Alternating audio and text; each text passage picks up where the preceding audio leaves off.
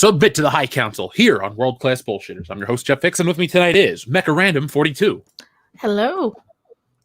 We're also joined by Tom from Midnight's Edge After Dark. Hello, children. How are you? So, folks, we're back with another week of High Council goodness. Now, we'll be joined a little later by Chris Gore. You'll know that name from G4, FX. He's been on TV. He's been all over. And he's going to be on the High Council tonight. So it's going to be a really exciting show. So make sure you guys have your questions ready for Chris. He's been involved with some great documentaries on the Star Wars. Well, a documentary on the Star Wars prequels. And he's had his own game show, all kinds of cool stuff. So, and tonight also acts as a two-part show. So Chris will also be joining us over on Mindless Entertainment after the High Council ends. So treat tonight's show as a two-parter. And Chris Gore will be a part of both. So you like that? Join us over there on Mindless Entertainment after the High Council. Yeah. So, guys, Tom, Mecha, what's new since we last met? Godzilla. Godzilla's new. Okay, let's talk about that. I had to. Dude, I'm a go for Godzilla it. fan, and that's like, we never get to talk about exciting, fun stuff. The Godzilla trailer dropped, and it was awesome. That's new. I liked the trailer. I am a big Godzilla fan. I even don't mind the 2014 one. Yes, I know most people say it's blasphemous, but I didn't think it was a bad film. It's not that bad, no. Yeah, I thought it looked cool. So I saw this trailer. I got pumped. I really wish I had a theater to go to see this film, but I liked what I saw. Tom, what about you? I'm just sad to hear Mecha's excited to see it because you didn't know. No. Oh no, they say he's got to go. God damn it, Tom. I do like that song quite a bit. Where's my wham? I need the wham sound. Wah, wah. No, but I'm looking forward to it quite a bit. I had my issues with the last film, but hopefully this movie is just what we're hoping for. A bunch of popcorn monsters fighting it out. Nonsense. Oh, it looks so pretty. It looks so pretty. They seem to have actually lit it better. And they have distinct different, you know, like the lighting on Kong's chest from Godzilla's breath is like just, it looks real. It looks more real than just the whole tint that the last movie had. Even though I liked the last one, but I got a picture of it for you right there, Mecha. See? There you go. King Kong versus Godzilla. Look at, you talked about it lighting up his chest and the lighting looking real. All joking aside, I'll pull up a good one. But Kong's like, ooh, that tickles. Yeah. So, Tom, we always talk about the streaming wars and all that stuff together. This will be on HBO Max in over the summer, correct? I believe they said the date was March 21st. Oh, okay. Soon got then. pushed again to 27th, the 26th. Yeah. Yeah.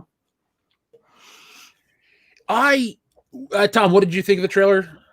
I liked it. I hope a lot of the problems I had with the last one don't creep into this one. And it's just, like I said, just a lot of big, dumb fun. I mean, Kong versus Godzilla has always been a favorite of mine. So I'm looking forward to it. I love the old one. I did too. That was one of those movies I watched as a kid and was like really excited for some reason because it was just so, even though it's kind of hokey by today's standards, it was so epic for back then. You're just like, holy shit, this is cool. Godzilla and King Kong. I hadn't even seen a King Kong film before. I just had seen that, and I knew who King Kong was. I like Kong Skull Island quite a bit, even though it does have Larson. I mean, yeah, that's my favorite so far of the MonsterVerse movies. Yeah, I think that's the best one. So wait, that's part of Godzilla, King Kong, and is there anything else, or is it just those two? The last movie, King of Monsters, was Godzilla. Yeah. That's the one I missed. I think I even bought the Blu-ray. I just never opened it up. That's the setup for this one, kind of. Mm-hmm. It's a fun movie. I liked it. I liked it a lot. It's not as good as Kong Skull Island, but yeah, because most of the characters they have in this are from King of Monsters, as far as the humans. Yeah. Is Millie Bobby Brown back? Yes. Yeah. Okay. I saw a meme pop up the other day when the trailer dropped, and it was like, "Who's gonna win the fight?" Lame human characters, King Kong, Godzilla, and then somebody was like, the audience. And I was like, yeah, it's the best answer. We hope so. Yeah, I would love for this to, like I said last week, folks, Wonder Woman 84 was so bad that it killed my interest in watching same day releases in the theater and at home. I was like, it was so, I don't know how to explain it. I didn't pay for it, but it was just the first time experiencing this at-home model, and I thought, okay, cool, this is going to be a big deal, and it was that movie. So I'm kind of fizzled out on this whole HBO Max same day as theater, but hopefully King Kong versus Godzilla brings that excitement back. Jesse, we should treat it like a fight. You know how like people get together for like the Mayweather fights and shit? Yeah. We'll have some drinks, we'll get ready and watch King Kong fight Godzilla. How's that? I'm down. All right. You guys gonna do any Godzilla or King Kong commentaries or streams before the film comes out? Maybe. We got a retrospective for Godzilla on the main channel. I'm trying to remember if we did a roundtable for the last one or not. I don't think we did. I think Andre just did a review of it, and I think I did my review for Mead, but I can't remember offhand. I'd have to look. I know we do. We did like some. We did talk about it on Mead. We did. Yeah, but I don't you and I remember. did. I think you and I did. We got on. I think I got home really, really late from watching I the think we movie. just did a roundtable there. Yeah. Yeah, I think you and I just did a spoiler. I think, or it was one of those where it was just you and I had seen it and nobody else had yet. Now, while we're on the topic of newer pop culture stuff, are you guys keeping up with WandaVision at all? Yeah, I've been watching it, but I don't know. It's just not. It's not hitting. I like the first 2 episodes, but excuse me, I'm eating. But the second one just wasn't as good. The third one, I mean. See, last week, the 3rd episode was the first one where I felt interested or compelled to watch, because the first 2 were fine, but the gimmick of a sitcom wasn't enough for me to enjoy this show. I was waiting, and it wasn't enough. It was all this filler and not enough little meat. So we finally get to the 3rd one, and this is the first one where I went, okay, yeah, the sitcom stuff is just as dumb, but I'm learning a little more about the world. It's starting to have that eeriness pop up, and I'm starting to learn. Now, it's sad how as the show gets more interesting, I'm not seeing as much about the show being published or people talking about it. I don't know every analytics score and all that stuff, but overall it just feels like those first 2 episodes really deflated the opinion of a lot of people, or the hype. It deflated the hype for a lot of people, and therefore they're just kind of over it. So it might be getting better as people just stop watching. So it's kind of sad, actually. I did say it would have been better off if they would have dropped this one all at once, because I felt like I got half an episode the last episode. Yeah. I felt nothing really happened till the last 5 minutes. I would almost say put it like a mini series formula where you have one every day. So then you can kind of have some time to discuss it and let it sink in, and then have the next one to kind of fill it in, because it seems like it just, okay, we get sitcom and then, and something happens, and then sitcom and then something happens. It's like, okay, we'll get one or the other, because, Well, I like the aesthetic. I like the whole idea of it, but again, I feel like I'm waiting for that hook, and here we are 3 episodes in now, and I'm still have yet to get to the hook. Well, Tom, I feel like you probably have a similar thought to me, where it's exactly that, where like all of the meat of the episodes are just these sort of cliched sitcom tropes where nothing happens, and you just get these little nuggets sprinkled in. It was more glaring in the 3rd episode because we got so many more nuggets that it just made the entire first half seem even more pointless. Yeah. You and I have been discussing this because we watch it sitting next to each other. Folks, it's interesting here in this household, like when we would watch The Mandalorian or, let's say, The Boys. So one show from Disney Plus and one show that's still in the superhero vein. Our attention spans for those shows, we're like laser focused in. There are moments that I know we're not missing stuff. I believe me, I can, I have the attention span for that. But there are times where we're just sitting there, kind of like it's just kind of glossing or passing us by, like we're just not even absorbing it because it's not that entertaining. Talk about something because we're more interested in that than than what else is happening on screen. Like there's nothing happening on screen that we even need to pay attention for. Mm-hmm. Yeah. Rob and I do that. We'll stream it together. We'll watch it over Discord, and we're basically just talking about how we would rewrite a sitcom or whatever, because we've seen it. We've seen it all before. Exactly. So it brings up some like fun ideas in that vein, but it so far hasn't really given us anything to care about. Yeah, and I want to stay positive. I want to have an open mind about this because this is one of those slow burn shows. I get it. I've watched Dexter and all these other classic TV shows where you have to wait, and it's cool. Once you get to that final twist, you're like, oh my God, it was worth it. So I really expect it. Yeah, I hope so too. Actually, I'm going to take it a step further. I kind of expect this to be a big deal because listen to how Paul Bettany and people are talking about it right now. as I feel the interest has waned a little bit, maybe it's just me. I'm starting to see stuff where people come out, like people that are on the show go, "Oh, it's gonna have this big finale. It's gonna, change the MCU fundamentally." And I almost think that's kind of a code for, hey, watch this show because something cool happened at the end, even if you're not that interested. I know it's basic, PR, watch the show forever type of talk. But at the same time, I really think they're banking on this, and they're kind of the temperature of the couple shows moving forward will really depend on how this one delivers the entire package. If it starts out shitty and ends strong, people will be happy. And if we have already reached the peak and the rest is downhill, dude, Captain America, whatever that show's called, Winter Soldier Falcon, that's going to have an uphill battle. And a lot of stuff in the MCU is going to have that uncertainty, those questions that the fans are going to ask. Those things are going to start to be associated with the MCU a little more. And I think that'll start to have that fan uncertainty start to rise a little bit. Yeah. And no, Sander, you cannot have none of my chicken nugget. They're mine. Did you go to Chick-fil-A? No, I didn't. I went to McDonald's, but I do have chicken McNuggets. Motherfuckers watching me. Jesse and I ate way too many nuggets last year. Oh yeah. I think Chicken nugget. so. True story. After Jesse's Street Fighter stream where we were drinking, Oh my god. we got so drunk we decided to order McDonald's. We ordered like 40 nuggets. No. Oh, sorry, Drunk Phoenix. It was X-Men Dark Phoenix. We got so drunk we ordered the 40 nuggets. We passed out. We fell asleep with the food in the bed. We never ate it. And the cats, she got one of the things of nuggets and like tore it apart all over the floor. and we slept with an iced tea in bed. Yeah. See, now if I'd have had the dog, she'd have ate it all. Like the cat would have got a couple of nuggets, maybe, but Now, folks, I see there's over 817 people watching. I just went to 816. Hit that thumbs up button because the same offer stands each and every week here on the High Council. Thumbs up 1,000 times equals a Good Morning Pop Culture.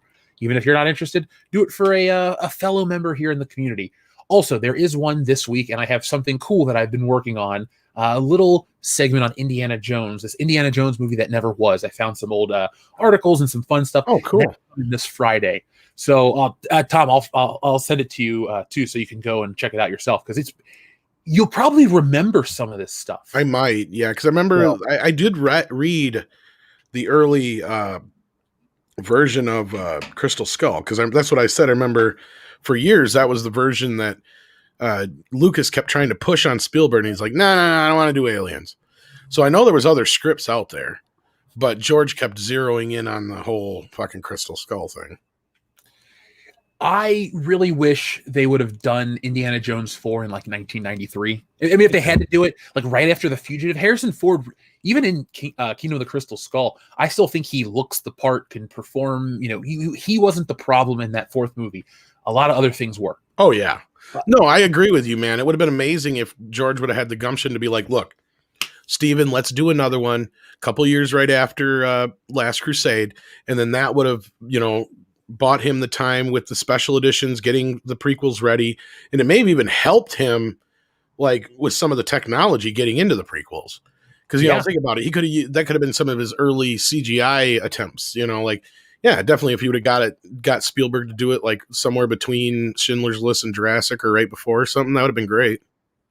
I want somebody to make a documentary about the influence of Jurassic Park and then talk about how it how Star Wars helps create the motion cameras and the stuff that they use and how it influences so many generations and how many films moving forward. And then Jurassic Park, and then it becomes full circle where Jurassic Park kind of influences Star Wars. If anybody has the information about that, let me know. I just would be curious to see how much I know there's at least interviews out there where George has flat out said, like Jurassic Park was where I knew I had the technology now to do the prequels.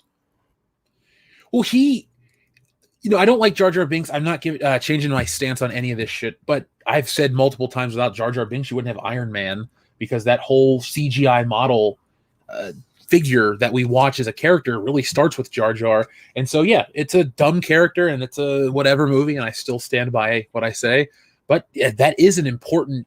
It's really dumb to say it like that, but Jar Jar is really important to the future of filmmaking. Ugh, that's gross. I'll have to bring that up with Chris later. So, yeah, folks, we'll talk about WandaVision. Yippee. I'm not trying to be the downer guy. It's just kind of hard to be excited for it. I just don't care.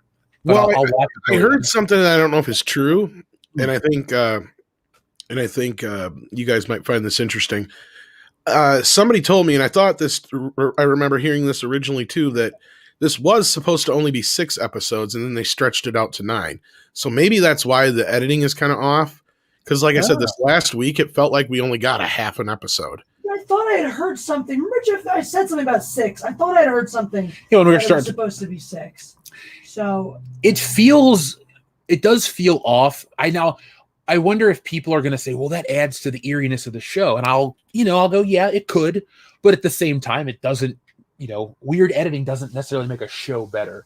And, Tom, I wonder how we're going to feel moving forward if we're kind of through that weird slump period, if that, like the beginning of the show was what, they had to stretch out because they had this idea and they needed more meat. So I wonder if we're past that weird phase and everything else is just going to be nice and smooth. I hope so. Forward. That would make a lot of sense to me because it really felt like they were just mining for cliches. Oh God, yeah. These early episodes. Yeah. Because maybe, and that's what I thought about it. Because I did enjoy the first 2 episodes better, but then I thought back on it, I'm like, wait, maybe I enjoyed those better because I felt more fulfilled afterwards because I actually got a full episode, and that would make sense if they split up, the 42, 45-minute episodes into 20 minutes because that's basically what the shows are with all the credits. Yeah. Oh God, those credits are so damn long. 7 minutes of credits. Yeah. Every week we sit there and go, oh wait, there might be a stinger at the end. I better check it out. No, it's just bullshit.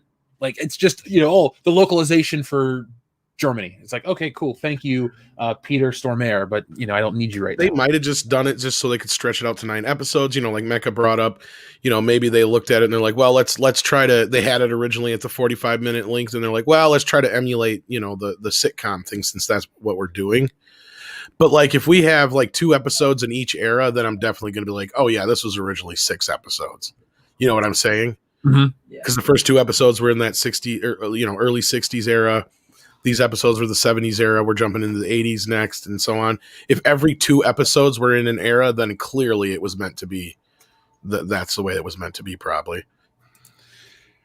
I just want them to have a little more vision. Actually, that's a terrible pun. That was not a joke at all. I just want them to have a little more direction with what they want to do with all of their shows, because if they're all going to be weird and disjointed, and I know it's early to say that, so we got to wait and see. But I don't think you could have each show in the MCU's Disney Plus lineup launch like WandaVision, where it's kind of, oh, we got to wait till the 3rd week for it to get interesting. It's from now on, I think you have to be firing it straight out of the gate. Like the first Mandalorian episode was an action-packed episode. It ended with this cliffhanger. Oh my God, this Baby Yoda thing. Oh my God, what is this? And you're hooked. WandaVision just kind of ends with, oh, they're on a TV show. We've known that the whole time. So, well, most of the time I'm just fine with the weekly thing. In fact, I even argue that Cobra Kai would be much better and we could relish it more if it was weekly. But now something like this, like I'm looking at it, I'm like, you know what? If they would have just dumped this all at once, I'd have been fine with it, because then I wouldn't have this constant, like, because we're not, we have the conversations about it when we do our roundtables, but we don't have the kind of conversations like you would for a normal show. A lot of the time we're just sitting here going, well, we don't know. Well, we don't know. I don't know what that means. We got people throwing all kinds of things at us, that it could possibly be. And I've heard some really great like theories on it, but it's like, how long can we keep going with these theories until we actually get something to where we know what the hell's going on? Like, Jesse was agreeing with me earlier, because my problem now is we're stuck in this 2nd episode or a 3rd episode here where I'm starting to dislike Wanda, because I feel like, okay, if she's in control of this, if this is her doing, then she's holding all these people hostage. Yeah. And I don't like that. It's like, yeah. I like that she's holding people hostage. I need to know a little more, because at first exactly I need something to hang on to, because otherwise I'm not liking her. No, so we know it takes place after Endgame. It's been officially announced, but I guess I keep coming back to my same problem is at the end of the day, with their whole story being completed, it's really hard to follow literally the biggest movie ever made with a mundane sitcom. Like, it's really hard to just go, I'm used to these characters in these huge action-packed roles. I mean, shit, even a late night out with her and Vision turns into a huge fight with Corvus Grave and all those people of, Thanos' reach or whatever. So I don't know. There's a disconnect. There's all sorts of things. And I want to see what you guys are saying right here in the chat. And then we're going to move on to other things with Star Wars and other topics. I'm hopeful though. Because I do I do enjoy the characters prior to this, but like, yeah, they got to make it feel like, okay, this isn't her fault, or obviously she's going crazy, but it's almost like making her like a bad guy at this point. I was going to say though, why not make a hero turn into a villain and just have her, hey, make her break reality, lock her up, and just never touch the character again. I know it sounds really dark, and I like Wanda. I think she's great. Elizabeth Olsen's awesome, but not everybody in the MCU should have this happy ending, this big noble sacrifice. Sometimes the good guys turn bad. I think it would add a layer of freshness to the MCU, because you have those Tony Stark, the guy that's an asshole that becomes a hero and has the noble sacrifice. You have Cap, who's always the hero that still gets the that, but we never have the hero that goes, oh shit, they did all the right stuff, and just one little thing turns them into the villain. Yeah. And now the fight against something super powerful and our friend. I mean, the MCU really played with kid gloves when they tackled the Civil War storyline, because you go heavier with it, but you can also have it just be a little more. I have a little more meat to it. I feel like they flipped the switch instantly and didn't let the effects last. That's another one where I thought they should have had a few more months between movies, but oh well, that's fine. Well, no, and it sounds like I dislike the show. In actuality, I'm enjoying it quite a bit. I do like a lot of things about it. I do have quite a few critiques, but I mean, the aesthetic, I like the idea. They did a pretty good job, especially with the 60s bit. As far as how the 70s looked, I was a little upset because I'm like, okay, it looks too clean. Anybody who grew up then, they filmed everything on film, but you also had all the scratches and the dust and the, all the other crap that would come along with it, because they didn't have a lot of digital cleanup like they do now. And there was just a few things like that I griped about. But outside of that, I mean, the aesthetic's great. The sets, the costumes, they all are very authentic to the age. And Mecca, I'm sure, can attest to that, considering. Oh yeah. That's actually more interesting for me is debating the like which house exterior versus which house interior, because they'll mix and match sometimes, because they're trying their best to get it accurate, but not really. But I think it's interesting. It's interesting. I'm not super digging the show though. That's kind of the problem. Is like it's so much easier to get sidetracked and distracted by the other things I'd rather be talking about. Like, is this the Bewitched house? Is this the Partridge house? Is this the Brady house? No, Dr. Coffin Nails, I did not call her old. She is just she is just very into classic television. Yeah. And to answer, they use the Brady interior and the backyard exterior, sort of, which is an interior set anyway, and then the Partridge exterior, because that's that little lot that they film all those little sitcom houses in. If you remember, she used to have a wall of DVD sets of all bunch of TV shows. Yeah, they're in the dining room now.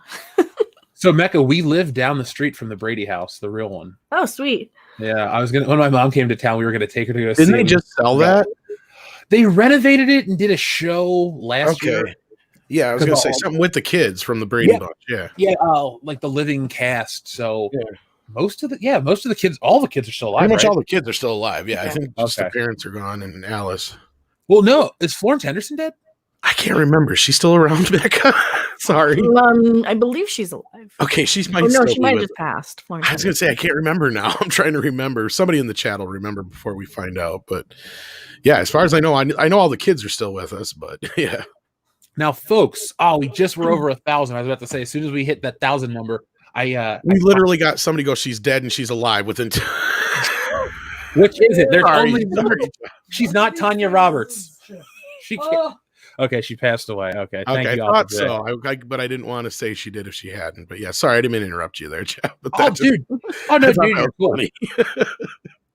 I see. That's the thing I like about asking the chat. You get every answer to a question. It's like, what's 1 + 1? Somebody says Thomas Jefferson. Somebody says 2. It's like, oh, okay, cool. I guess Thomas Jefferson's a math equation, but I'm gonna believe it. Thomas Jefferson. She died in 2016. Shit. Okay. Yeah, I was gonna say I thought it was a couple years back. Well, rest in peace, Mrs. Brady. She was. I never saw her as any other role. Like, even though she would pop up in other stuff, I'm like, it's Mrs. Brady. She was great in Airplane when she talked jive. Was that her? That's Barbara Billingsley. Yeah. Oh, that was Barbara Billingsley. That's right. Never mind. I always get those two mixed up. Leave It to Beaver. Yeah. That show is That show is difficult to watch these days because they keep calling the guy the Beaver. It's just like, Oh, but you know where she did have a really fun cameo. Did Jesse say something? Sorry. I said you keep using this word. I do not think it means what you think it means. Inconceivable. No, like I do remember though. Florence was in Shakes the Clown in a cameo in the beginning. She's the chick that he's sleeping with, Bobcat Goldthwait. You guys ever see that movie? Kendo swears by it. I have. It's a great movie. It's dark, but it's great. I'll have to check it out. So, folks, you've been talking about some of the topics we have discussed briefly, so I would like to address those. So, let's see. First off, 007 Cloud brought up King Kong versus Godzilla. He says the movie should be called 11 versus Zilla and her friends. So they live in Hawkins, Indiana, or is it Dawkins, Indiana? Or wait, no, that's where the fuck do they live in Stranger Things? I think it's one of those two. Because I want to write the story where Godzilla leaves the sea, walks across the Midwest, and fights in that town versus that shadow creature from the Upside Down. But the whole movie, this is how we fuck with him. The whole movie is just Godzilla walking across the country. The end battle's like 2 minutes. The problem you have though is now that they made him so big, both of them would probably crush the town in like 10 minutes. Not even 10 minutes. You ever see that old infographic of Godzilla and it talks about why or how long Godzilla could stay on land because he's so big he would like collapse onto himself, and that's why he lives in the water. It was like some scientific thing about his mass and distribution, and it never left me. I don't know how accurate it would be, but every time I look at a Godzilla movie, I'm like, shouldn't he start to like fall over and shit because he's too big? It's because they had to make him so goddamn big. It's like, oh, nice, you got a big monkey. Well, we're gonna make ours 3 times the size of that fucker. You know, that's what they did basically. Because Kong is like a patch on Godzilla, really.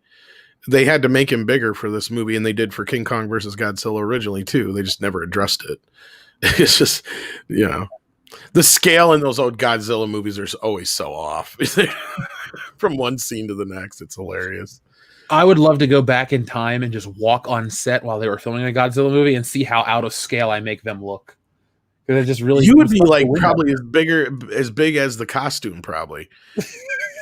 You know what I mean? Like, yeah, because they got the little guy in there. He's doing it, but like it's got its big old bulky costume on him, and yeah. So they'll, I guess what they'll do is they'll body paint me, and I'll be the next villain. Yeah, they'd be like, we don't even need to put him in an outfit. Yeah, just throw a mask on him, paint him up a little bit. We'll be good. Oh, I'm gonna get you. That's my fucking line. They don't say that. Just don't say it. Just let him. We'll dub over it later. So, folks, we kept flipping past 1,000, going forward. Before we move on, I did want to share the High Council cover. It's been colored. It's amazing. I've been sharing it. Reveal? Yeah, it's the reveal right now. So, just the High Council cover. Now, folks, this campaign will have the cover painted by Anna, that Star Wars girl, and it features a lot of fandom menacers, including everyone on this show right now. But it was Anna's idea to do a Day 1 exclusive. So I thought, Anna, that's a brilliant idea. Let's try that. So I went off and I did a cover, and you've seen the black and white line art, and now it's back, and let's see the reveal. I am really, really excited with this one. So here we go. So the High Council rides again. So there we go. It got colored. It's awesome. Let me zoom in a little so you can actually see it. There we go. So this is the low-res version. I got the high-res files, but can't really do anything with those on the stream. But we have Ethan with his pie. Hail Caesar. Of course, there's me in my robe. And there's Jeremy. And, of course, it's not the High Council without Cecil. So, folks, this is the Day 1 variant exclusive. And, I've been seeing the other image pop up online, the black and white one that I shared. Somebody clipped it out of a stream, and I thought that was cool. And the timing was just right to share this tonight. So hopefully the person that's been sharing the black and white line art stop sharing that one and shares this one, the color. This one's coming, folks. It'll be a Day 1 exclusive, and you will find out more in a couple weeks. So keep watching, and make sure you guys sign up for that. I'll have the link in the description right now. So Tom, Mick, I gotta say, it was really cool and surprisingly easy to find Marvel Comics artists. and that's who I worked with on this one. This is a guy that works at Marvel. It's fucking cool. He was one of the nicest people I've ever worked with professionally. So, where's Ram Jamaram? Oh, I gotta get the button. Okay, so yesterday, wait, not today's video because I didn't think it was appropriate, but the video I made last week, I have the Ram Jamaram button, and I have all the shit ready for it. I just didn't make the whatchamacallit, the video file. So there you go, folks. That link is in the description right there, and that is the day 1 variant. So you guys do not want to miss out on that because it's just for a couple of hours. So the High Republic is still in the news somehow, but not for the reason why Disney would want. So, Tom, Mecca, we have been covering Star Wars, Disney Star Wars, geek culture, all sorts of stuff for many years, different facets.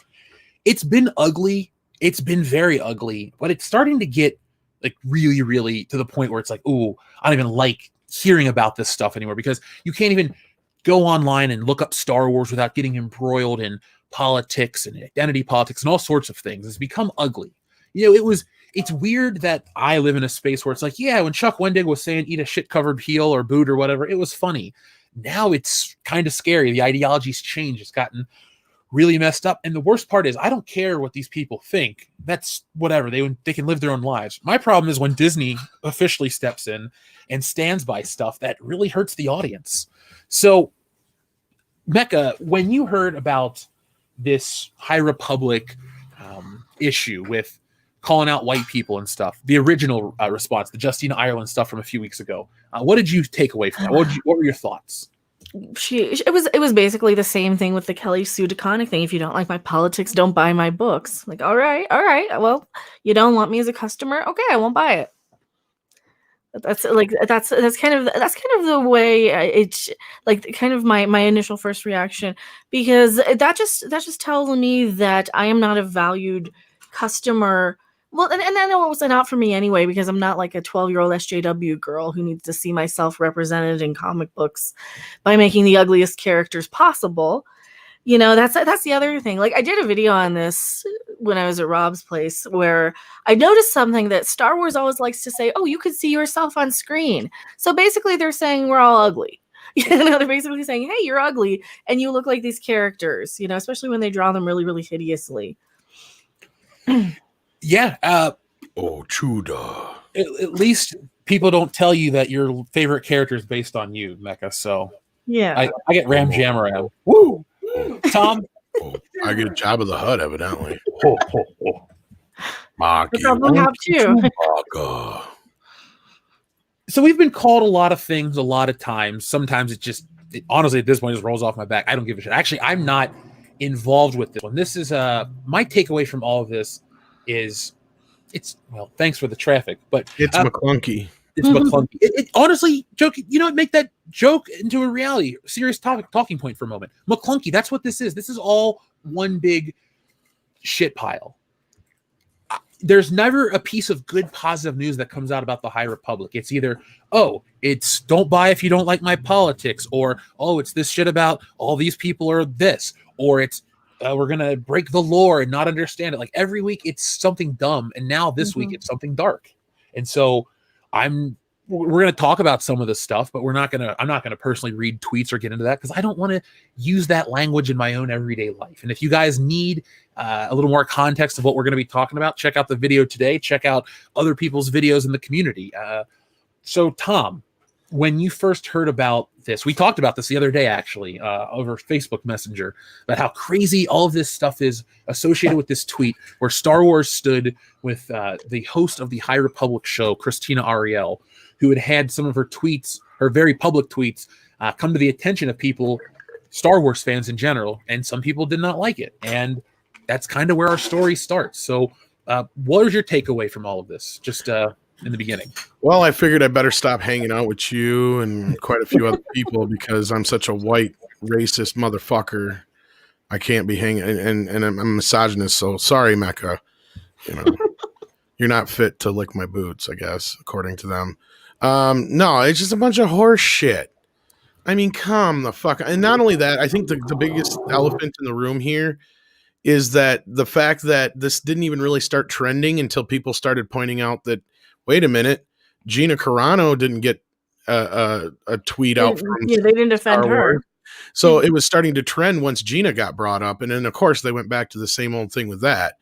But yeah, between this Christina and this Justina chick in the last couple of weeks here, they've gotten enough bad press out of Star Wars to choke a horse. And I'm laughing every step of the way because it just shows the hypocrisy of these people. And what's funny even more so is this Christina chick that they stuck up for on this tweet. Mm-hmm. She's married to a white dude. Oh, I kept it out of the video because I didn't think it had any bearing, but I saw that information too pop up, and I was like, that was the part where I went, whoa, hold on, lady, because then I took a little more of a personal interest in that because I'm like, all right, share a similar background with your kids. What is this going to set them up for in the future? Exactly, and yeah, that's what, like, what would your kids think of some shit like that? Let's not even talk about your husband. Let's think about your kids for a minute. You know, that's the thing. It just, I don't think she's very, or maybe she's self-aware enough to know how to manipulate whatever situation she wants to, but the way I, like, when I read through the tweets, I'm like, okay, so you're complaining about this, but then in this other tweet, you're flat out specifying, I don't want a solution, I want to complain about this. And for me, that's like, all right, well, I have nothing for you then. I don't have a solution. I don't have instructions. I don't have any information on if I'm supposed to help, am I supposed to speak? Am I not supposed to speak? Am I supposed to kind of stay out of it? Well, so that's why I'm like, I think we probably need to just shun the High Republic as a property with these sort of characters, or with these sort of people creating these things or talking about them on their podcasts, because it just seems like the negative attention just for clicks at this point. Because it could be, but can I just say this? I'm so sick of these dear white people fucking any like tweets and because if I turned around and started going, dear black people or dear Chinese people, that first off, that lumps every single person in as a specific mindset, which we know is clearly not the case. Which I think I find most offensive about these SJW types is that they just stereotype and lump all white and all black as a specific thing. And like, sorry, I know people who think completely drastically different things of all ethnicities. And I'm laughing at Mike. Sorry. Yeah. At the end of the day, it's like, Tom said, how fucked up it would sound going the other direction. Mm-hmm. We all learned this lesson as a nation, over 50 years, so almost 60 years ago now, that it's wrong to judge people based on the color of their skin.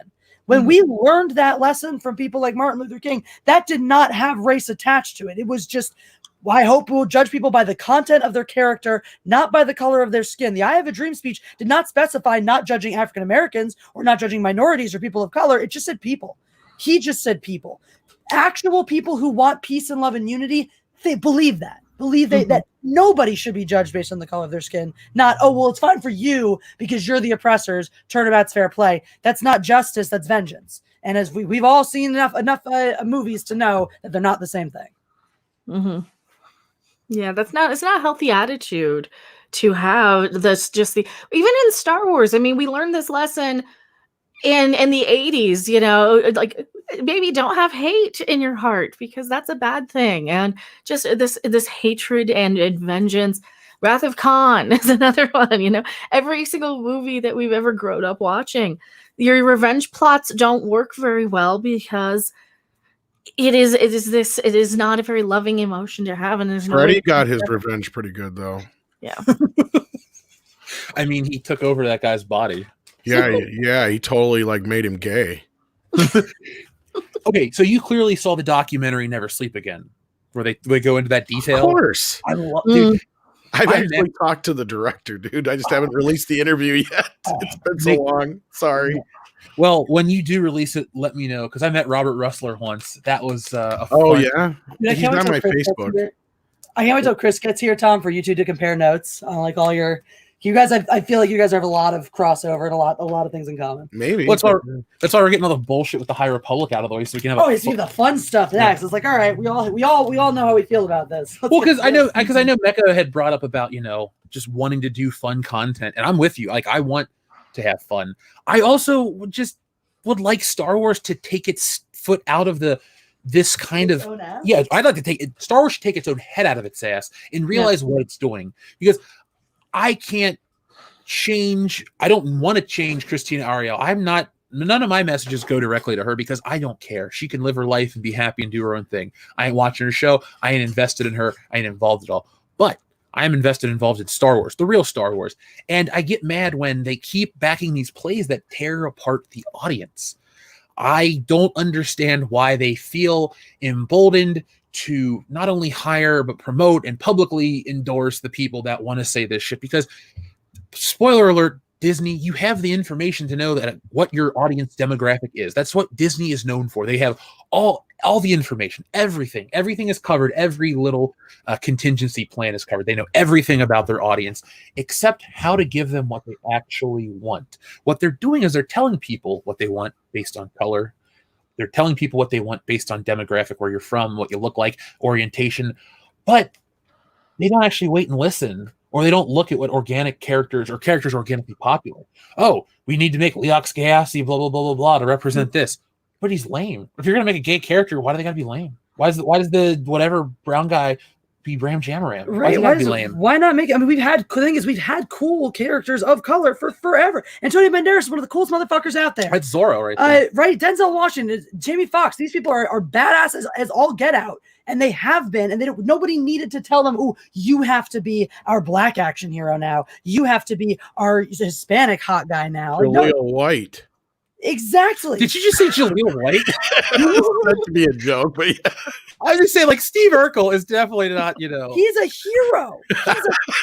The point still says that he's beloved. Like, he is heavily beloved. He is, especially as Sonic and stuff, yes. But I was just being facetious. But I mean, I think he's the greatest hero of them all and an example for all of us. I mean, Officer Carl Winslow is who we have a framed photo of hanging above our bed. All right, so we can just try to live by his code every single morning. Carl. I want to dovetail on something you said, though, Jeff. I mean, there was never division. You talk about them dividing us. There was never division in Star Wars until Star Wars started telling fans after The Last Jedi that certain ones of us weren't welcome. I lived through, being a kid, and I mean, even as a kid, knowing about the original Star Wars, loving them before the prequels came out, and having those prequel debates with other idiotic 10-year-olds. Tom, you had those conversations with, adults at points as well. And I'm sure you can attest, going even further back, things have divided Star Wars fans on their opinions, but nothing has divided the fandom. Like, I could still have conversations with people who love the prequels a lot more than I do, or can't stand them a lot more than I can't, and still get along just fine and find plenty of common ground. This new world doesn't allow room for common ground. It allows for they're the ones telling us we're the gatekeepers. They have the set of entry questions, and if you get any of them wrong, well, you're excluded. You're not allowed. We don't want you as a fan anymore. Mm-hmm. Not only that, they came into the property not liking it in the first place and wanting to change it into what they wanted, throwing us out and kicking us in, saying, "Don't let the door hit you on the way out." Exactly. I don't go over and try to tell people how to change Queer Eye for the straight guy because, it's too gay. That would be ridiculous. That doesn't make sense. You don't do that. You don't go to Star Wars and change what makes Star Wars to try to appeal to a different crowd when it already has a built-in audience that, by the way, is an audience capable of bringing you the most money of anything ever. I was like, "Hey, Bobby James, what's up?" Mm-hmm. Quick shout out. I just thought shit. Some in the chat there. Want to say hi to my boy. Shout out to the chat, by the way, for all the love of Ice-T and Carl Winslow and Steve Urkel tonight. Yeah. The heroes of tonight's show. I don't know how they're tied together, but somehow they're. We were watching earlier, Cheech Marin. Not a white guy, true American hero. Yeah, born in East LA. I love that song. So, we try to bring in the levity because this is really an ugly topic. Like I say in the top of today's video, racism is ugly and it has many faces. I wonder how long it's going to take for companies to realize that this is not like the social issues aren't selling anymore, because the social issues that are selling, it's old people trying to sell those social issues. It doesn't work. It comes off as disingenuous. And at this time, it's bad. Like, I can understand you wanting to promote whatever and people aren't into it. That's one thing. But now you're like, oh, we back this after we see what this is. And does Star Wars really come off looking good from any of this? Do you think there's a way where they can say, oh, we did the right thing? No. Mm-mm. Well, that's the thing. They don't understand that they're kind of at this point where they almost have to have two separate Star Wars, like the SJW Star Wars and the rest of the Star Wars for normal people, like Mandalorian, that's inclusion, or that's inclusive of all points of view. And that this cancel culture crap, this authoritarian sort of, if I say something that's offensive, I'm going to be canceled forever. Or if I'm accused of saying something offensive, I'll be canceled forever. Like, this shit, you can't do that to people. You have to let people have their own choice. You can't force them to believing or conforming to any ideal, period. And you have to let people have the choice of something that you might find offensive, just because what you might find offensive might not actually be offensive, and you might be saying something offensive to us, like in the case of Christina, whatever her name was. We're not people. Well, to jump off that point too, like, this is one of those situations where I'll come back to me in a second. I actually just lost my train of thought. I wanted to get, this is important to me, so that's why I was like, hold on, let me think this one out. But Tom, Mecca, anything else you want to add to this real quick? Well, I was on a podcast about this the other night, and it got kind of heated at some points about other things, and certain things were talked about and discussed. But one thing I do note is, like, I did say then, and I still stand by that, I don't think Christina or Justina are at hearts really racist. I just think they're caught up in this entire, political and social movement that is clearly caught up a lot of people in that bubble. And I don't blame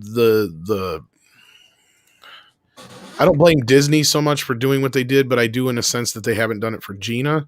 So it shows a hypocrisy on their part as well. So you have this whole convoluted mess where you've got, publicly they've stuck up for all these people that like Kelly Marie Tran and Justina and Christina and so on, who really have never been attacked, but yet they didn't stand up for John Boyega or Gina or even Rosario Dawson, who's another one who's been lumped in as a histophobe as well. So, like, you start to see patterns in the shit, and it starts to get more like these people aren't so much racist as they are just evil. And I think Mark with a C is the one who said that too, and I agree with him on that. And again, I'm constantly told as a white guy I shouldn't talk about this stuff. I'm supposed to know my role and stay in my lane, and I don't have a perspective on this, and I'm so racist that I shouldn't be here right now. So, I see. The point I was going to make a second ago is we talked about cancel culture, and I'm against cancel culture. Even in this point, I don't think this lady should be canceled. I don't know. That was another problem, was the difference between cancel culture and being fired. There's two big different things. Completely. That's like, she should be fired. I think the person who hired her should really at least have a talking to, because like everyone in the real world has their social media accounts vetted for fuckery. Honestly, everybody does. My mom's hired people that I know how it goes. So to have, a company either not do it or do it and just go, it's still acceptable. That's where I have the issue, because you guys knew what you were getting involved with. You knew what you were doing, and you knew what you were inviting into the conversation by really building the stable of people involved with the High Republic. It's all controversy after controversy. It's not, hey, did you hear how great that was? It's, did you hear how terrible these people are? Did you hear how dumb this is? I think they're trying to either play the game that The Last Jedi perfected by mistake, where it got all this hype because of the controversy, and it was a terrible movie, and it damaged the brand and stuff, but people were talking about it. I wonder if this is a situation where they think, if we create more bad Star Wars and create these types of situations, we'll create the same level of hype. I wonder, because that's the only dumb answer I could ever come up with to why this keeps happening at the top, unless it's a malicious reason. Well, without getting into too much like deep wood stuff with Star Wars right now, it just uh, it speaks, I think, more to just the type of people that they keep hiring for this kind of shit. People are, because we were sitting here going, well, why would they even hire somebody if their Twitter account looked like this? And then you got to stop and remind people maybe they hired her because her Twitter account looked like that. Like that's what they want. I mean, if you look at all these people working on the High Republic crap, that's all they're worried about. I mean, we spent last week going through the Justina stuff, or a couple weeks ago or whatever it was, and we even had that video where she's sitting there talking about, changing history and shit. And she herself has also said a lot of controversial stuff about white people. And again, I just don't understand where people, it's one thing to talk about racism. It's one thing to talk about, the things that have happened in the past and how they are now. It's a totally different thing to just go off and fly off the handle and say the things like Christina and stuff have, where it's like, you can't just say white people and not specify what you mean. You could sit there and argue all day about semantics, about what she meant. But when you see this kind of activity, and then she's under fire because of it, which is what happened, and then Disney came out in her defense, and they didn't waste no time. It's like, okay, that's fine and dandy, but what about all the other people you haven't defended? And it's glaring, yeah. Well, like Dion always says on the show, if you believe something, you believe it 100% of the time. I don't really get behind Star Wars and any of their social causes or any of their whatever they want to put out there. I mean, hell, they even put out a tweet the other day about Star Wars stands with COVID relief. I'm like, why is Star Wars telling me this in 2021? Like, it's weird. Whoever their social media manager is late to the party across the board. It isn't just this one thing. It's just whatever they're doing, whatever their directive is, there's really no direction in general. And it's obvious. It's not like we're sitting here looking for these cracks. It's like, oh, let me just go to the internet in general and see what's going on. Oh, did you hear about this? Holy shit. I mean, it's everywhere. This is the big story right now. It's not like we're fishing for something. This is everywhere in terms of the geek culture sites. It's getting ugly. I don't really see this one ending well. It'll just kind of burn out and go away. This is like if the new Warriors was a real thing instead of just a joke for Marvel. Well, basically what prompted the whole, statement from Disney sticking up for Christina was basically fans believing that she was under fire for no good reason. And I have to stand back and go, like, wait a minute, though. Any one of us, let's take away the fact that we're on YouTube right now for a second, because that's similar to being in entertainment, right? Which even if we were to say a lot of that shit, we'd be erased from the platform pretty quick. But let's just ignore that for a second. In everyday life, you cannot go around and tweet out and do that kind of shit. You're even less free to say what you want on social media when you're not a celebrity of any kind, or somebody who's in sports or something to that effect, or in politics, because I guarantee you're going to lose your job. I hear about teachers, people who work at restaurants, you name it, all the time. Policemen getting fired constantly for something they said on social media. But yet, if you're in sports, if you're in Hollywood, if you're in DC, no problem. Well, I mean, here's the conundrum that I'm wondering how they're going to address is when Chuck Wendig did stuff, he got fired, but who he was. So I wonder if they're going to take that approach. Well, there is that too. Roseanne's another example. Mm-hmm. They tried it a couple times with Tim Allen. And again, it boils down to politics. I think you're right. Yeah, because I think it's just straight up politics. When a company allows people, and it doesn't even matter what skin color, if it's two white dudes doing it too, like anytime a company goes, oh, it's okay if guy number one does it, but guy number two, you can't. Like, they'll let certain things fly in certain people. That's how it just rolls right now in the world. It's, oh, this person did this thing. It's okay. This person did this. Whoa, they're done. And like I stated earlier, I don't really want anything done to this lady. That's not my place to say. I just wish Star Wars would worry about us, the people that are going to keep it around, and not worry about getting involved and trying to expand its demographic to an audience that probably already likes Star Wars. Because Star Wars wasn't a white thing. It was an everybody thing. Yeah. Well, they kind of forgot that. Yeah, they forget that there's, people that aren't white that like Star Wars. There's people that aren't just boys or men that like Star Wars. It's this Big Bang Theory crap where Yeah. they just got the idea that all geeks are single white dudes in their mother's Yeah. basements. It's the cis male syndrome. It definitely Yeah. is. And they don't. Here's the problem you have. You have somebody who's saying this shit about white people. You have Star Wars' Twitter officially coming out and defending this person. So yeah, you could sit there and argue semantics all day, what she meant, what they meant by this, but it really doesn't stop the point of the matter that you have a situation where somebody is clearly saying divisive things and you have Star Wars getting behind it. And they seem to then have a problem with white people, but they don't have a problem with white people's money. Yeah. And I had a listener today reach out to me and go, "Hey, Jeff, I liked your video. I just wanted to tell you, I think I'm not interested in The Mandalorian season 3 after the shit they're saying." That's not me prompting a response. That's not me going to somebody that I know and go, "Hey, man, what did you think of this?" That's just something out of the blue. That's something they have to take into account. I know it's just him, but it's not just him. It's always going to turn somebody off because after a while you go, "I don't really like being in the company of people that want to, make entertainment that wants to make me feel like bad." Like this guy, Rusty Cundiff. I refuse to watch any more of his movies because Tales from the Hood 2, go back and listen to a review about it. It makes me feel bad for existing. Yeah. Well, I'm not going to get into whole controversy about what may or may not be going in behind the scenes at Lucasfilm, but I will say this. Everybody that's pretty much around the show Mandalorian has come out in support of Gina. So, I mean, I wouldn't hold that show and the people behind it responsible, per se. Oh, good. Dude, I looked into the divisions of Lucasfilm. This is the publishing arm and the fucking story group and the people that really work underneath the people that make the shit the audience cares about. Yeah, and that's what I've said before. No matter what you want to talk about, if believe it or not, the division is real or not, it doesn't matter because this is a completely different thing. This is its own, like you just said, it's its own arm. It obviously has all these people behind it who have a clear agenda.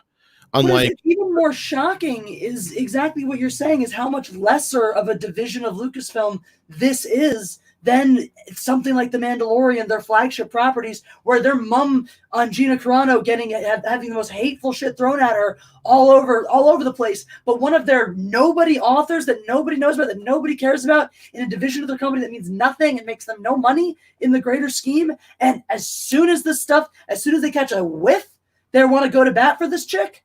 That really, I think that really shows you a lot about where the priorities are, in terms of that, in terms of their image, the image they want to cultivate. Well, like I said, I didn't want to get too deep into them woods, but you have a problem here fundamentally. Is it shows that if anything, there is a big difference between the people who are in charge of this, who are in charge of the social media. And obviously we all know, Kathleen Kennedy is the head of Lucasfilm, but we have also had Bob Iger say the buck stops with me. So there's a whole lot going on there again, I don't want to get too much into it in this part of it, but yeah. Oh, of course. And Tom, really, we covered that. It's an ugly topic that we know the landscape has been, this has been created many, many years ago. So this isn't one of those things like, oh my God, it's so surprising. It's at the end of the day, I'm really sad that this is the foot they want to put forward with their big multimedia crossover event. That'd be like if in 1996, George Lucas used Shadows of the Empire to promote, talk about Bob Dole or some shit. Like it just doesn't fit. Like they're too it's not Star Wars. This isn't Star Wars anymore. And that's really why we talk about this stuff the way we do, because what the hell? I can understand if the audience changed and became whatever, that's a different topic, but this isn't it's like you're putting a horror movie in the middle of a cooking show. It just doesn't fit. It's not, it works for too many cooks, but it doesn't work across the board. So, folks, we are going to move on from the High Republic stuff. We are about to be joined by our very special guest, Chris Gore, in just a moment. Mecca, Tom, is there anything you guys would like to address on this topic before we move forward? No, I think I've said the most I can. How about you, Mecca? Just ignore it and it'll go away, hopefully. Yeah. I think that's the best attitude to take. All right, so folks, I am very excited to join or add our guest in tonight because this is a man that I've been watching for many, many years and I'm a big fan of. So folks, he's been on G4, he's been on FX, and now he's on the High Council. So folks, say hello to the one, the only Mr. Chris Gore. Hey, Jeff, thanks for that intro. Wow. That's awesome, dude. Dude, thanks for coming on the show. What'd I miss? Anything good? Oh my God. We did talk about the King Kong versus Godzilla trailer. Is there anything you'd like to add to that one? Not really. I think it looks too digital. That's just my only complaint with all that digital stuff. But I don't know. Yeah, I'm also planning to go to see that in a theater. I've been going to the drive-in every week since the endless lockdown in California. You're in California. Yeah. Los Angeles. Yeah. I go to the grocery store. That's the highlight of my day. Nice. I also want to say hi to Tom. I have watched you many times. Really? You're a fascinating dude. I love listening to you talk. I like listening to a diverse group of opinions. That's just the camp that I fit in. I'm flattered because I used to watch you all the time on stuff. So that's okay, cool. Oh, dude. Yeah. Well, shoot. Well, also, yeah. I knew also Gary Nerdrotic Gary Nerdrotic, Gary Beekler. Yeah. We have an interesting story. One day, if I ever do his show, we'll talk about how we met, which was in a very strange way. Interesting. Cool. It was at WonderCon in San Francisco in 2010. So. Oh, so it was even way before he was. All your good stories on Jeff's show, all right? You got to say something. Save them all. No, I've got some good stories. First of all, I want to ask a question. You're talking High Republic, and I don't know anything about it. When you started talking about Dash Rendar for a second, I got very excited. Because that soundtrack I thought was awesome. But the one thing I feel like, and look, I watch a lot of Star Wars YouTube content, and no one seems to have ever answered this question. Maybe it came up in some of the, the novels or comic books, but why? Because in my mind's eye, as a kid watching the first Star Wars, I thought Jedi Knights. Oh my God, Jedi Knights. What are they going to look like? In my brain, I'm thinking they look like Oscar Isaac as Duke Leto in the Dune. Yeah, I'm sure you saw what his outfit looks like. This big frickin', metal warriors outfit. And effectively, the Jedi Knights are dressed as moisture farmers from Tatooine. And no one seems to have answered that question as to why the outfits of Jedi Knights are exactly the same as moisture farmers from Tatooine. And the High Republic really leans into that. I'm looking at it, I'm like, and I don't know anything about it. I haven't read the comics or the novels or anything. Could be good, could be garbage. But it looks like bad fanfic to me. It just on its surface, not seeing anything, I look at it, that's a YA novel, bad fanfic. It's not nothing. Dude, that's exactly what this is. The very first thing that popped up on my radar was they posted an article about how the lightsabers don't even work within the realm. So the people making it are kind of missing the basic elements of Star Wars. Right. And so I don't know how much you read in terms of Marvel or DC books. I've kind of taken a break for a little bit, but all the big entertainment properties seem to be wanting to cultivate this YA appeal, but they'll do it at the expense of what came before. So they'll do weird Batman variants where he goes to high school with the Joker and they date this girl and all it's just this attempt at YA audiences. And so this is the Star Wars one, and it just sucks across the board. Well, I guess it's just like cigarettes or those vapes that have flavors like birthday cake. It's get them when they're young and then you've got a customer for life. That might be coming from that kind of philosophy, but I've never heard anyone ever address why Jedi Knights, the bastion of freedom in the galaxy, are dressed as lowly moisture farmers. And so Luke is effectively cosplaying as a Jedi. Is this a dumb opinion? Is this a terrible? No.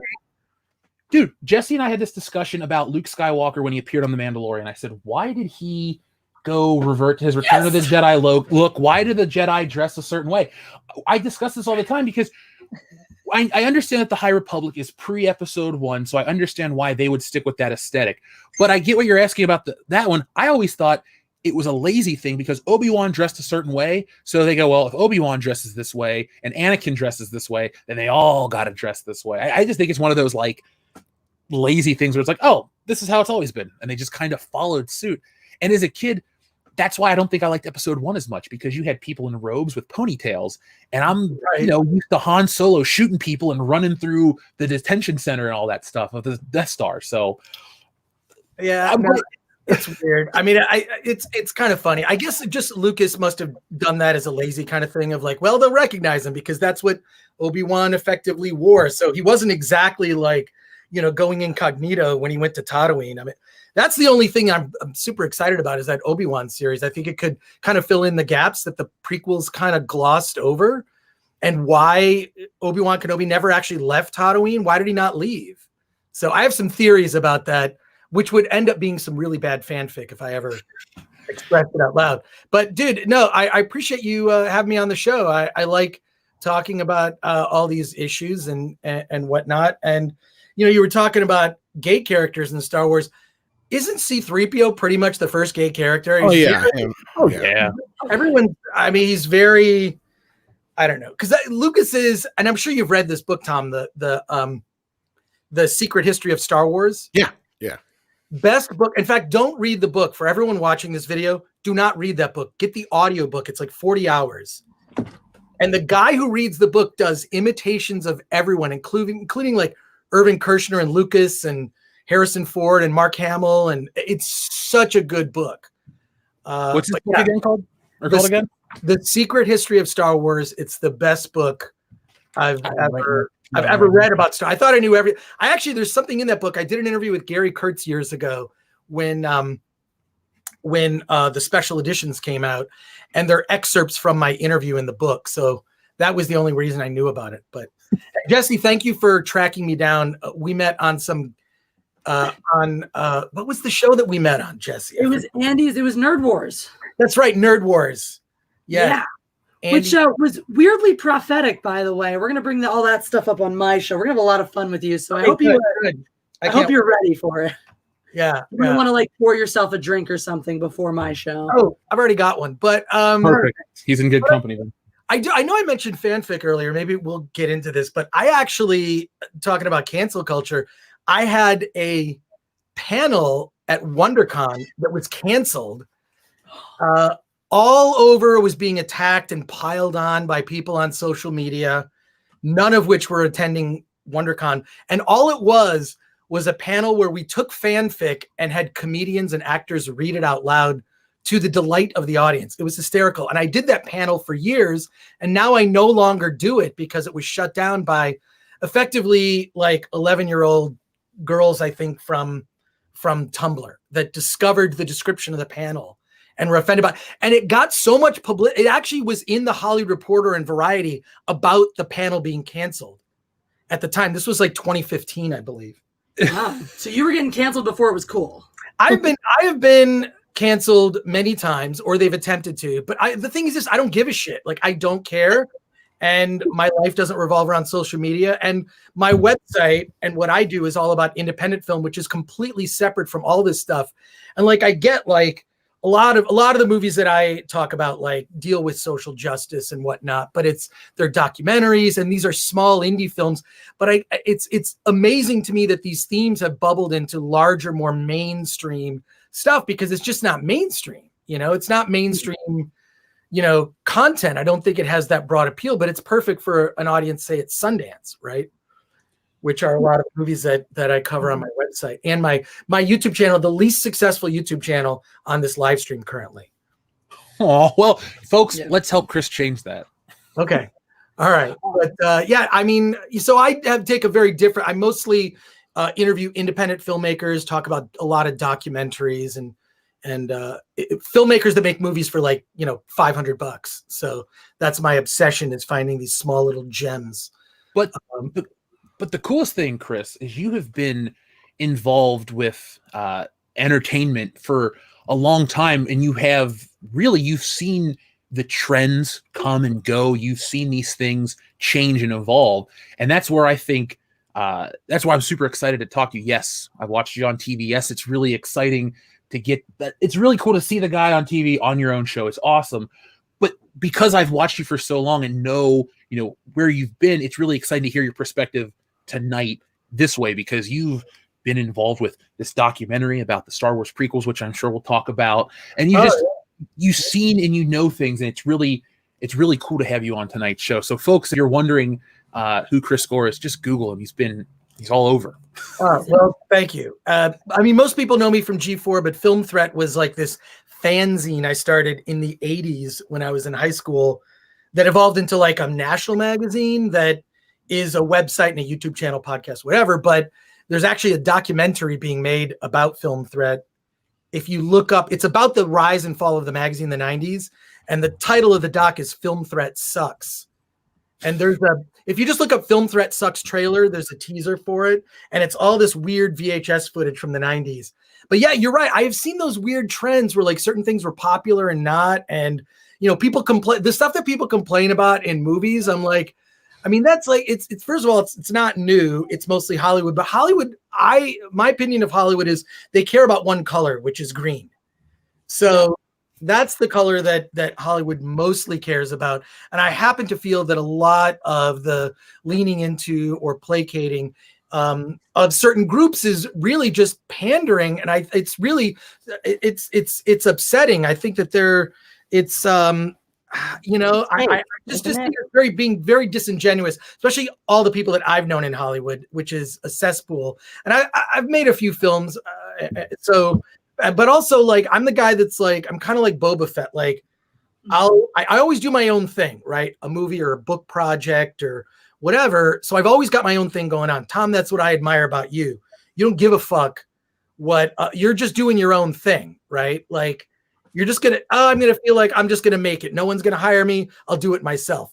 I love that entrepreneurial spirit. So I've always done that. But then oddly enough, I'd always get people that would want to hire me, like G4, or when I did some stuff for FX, I did a game show for IFC. And this thing is, I have no aspirations to ever be on television. I was always a writer. So it would kind of just annoy me just because it would cut into my writing schedule to do all this other shit.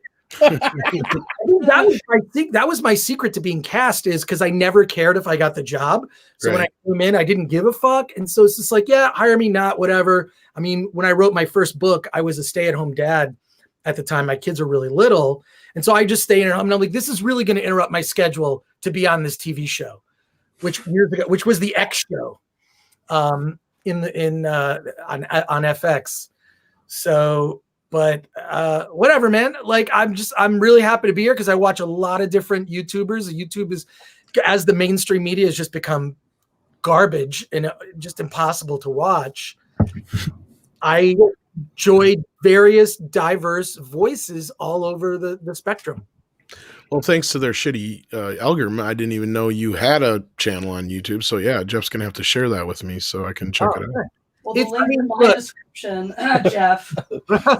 It's in the description. Yeah, it's like I don't have a show where I do what you guys do. I did have a podcast for a while, which ruined my relationship before. I'm very happy with my girlfriend now. Been together like almost 5 years now. My girlfriend before that, my podcast ruined our relationship. Oh, okay. So I need pointers because I don't want to ruin my relationship.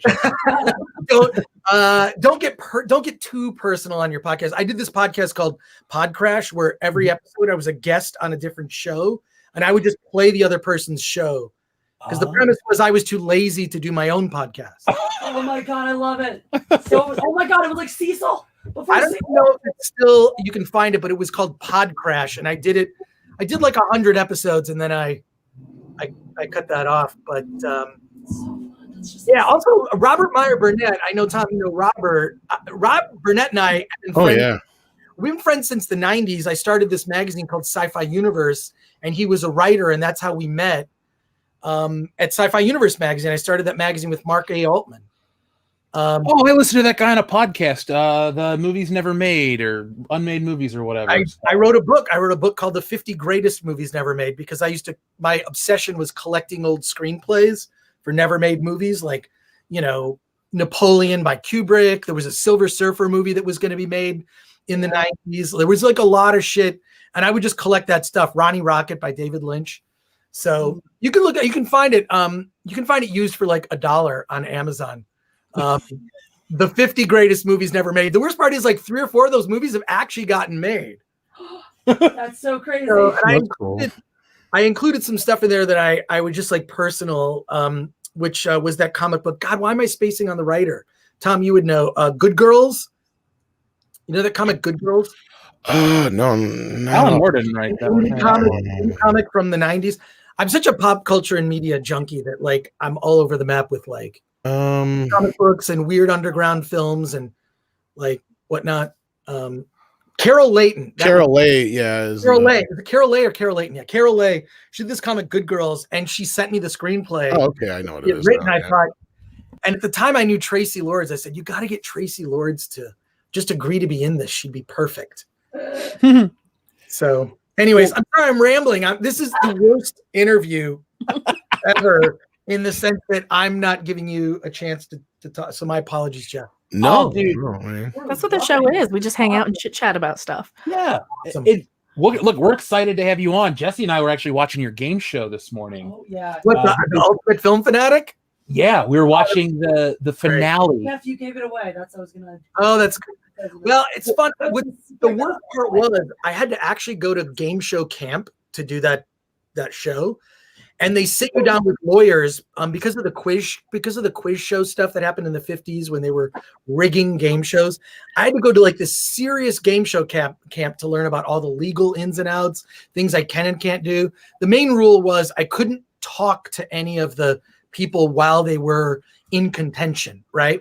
But after they lost, and I'm such a huge movie geek, like when you're around, when you're around other movie geeks, that's all you want to do is just talk like what stuff whatever, like, oh, do you know about this underground film or this thing or this weird, like, anyways. So as soon as they lost on the show, then I could talk to them. And that was the fun part about being on that show. Well, I was trying to set it up because you mentioned earlier how TV and the internet have switched. You talk about that, and I looked at your show and I looked at how that show influenced other shows, but how we now live in a digital world where that kind of show is an internet thing and TV has become something else.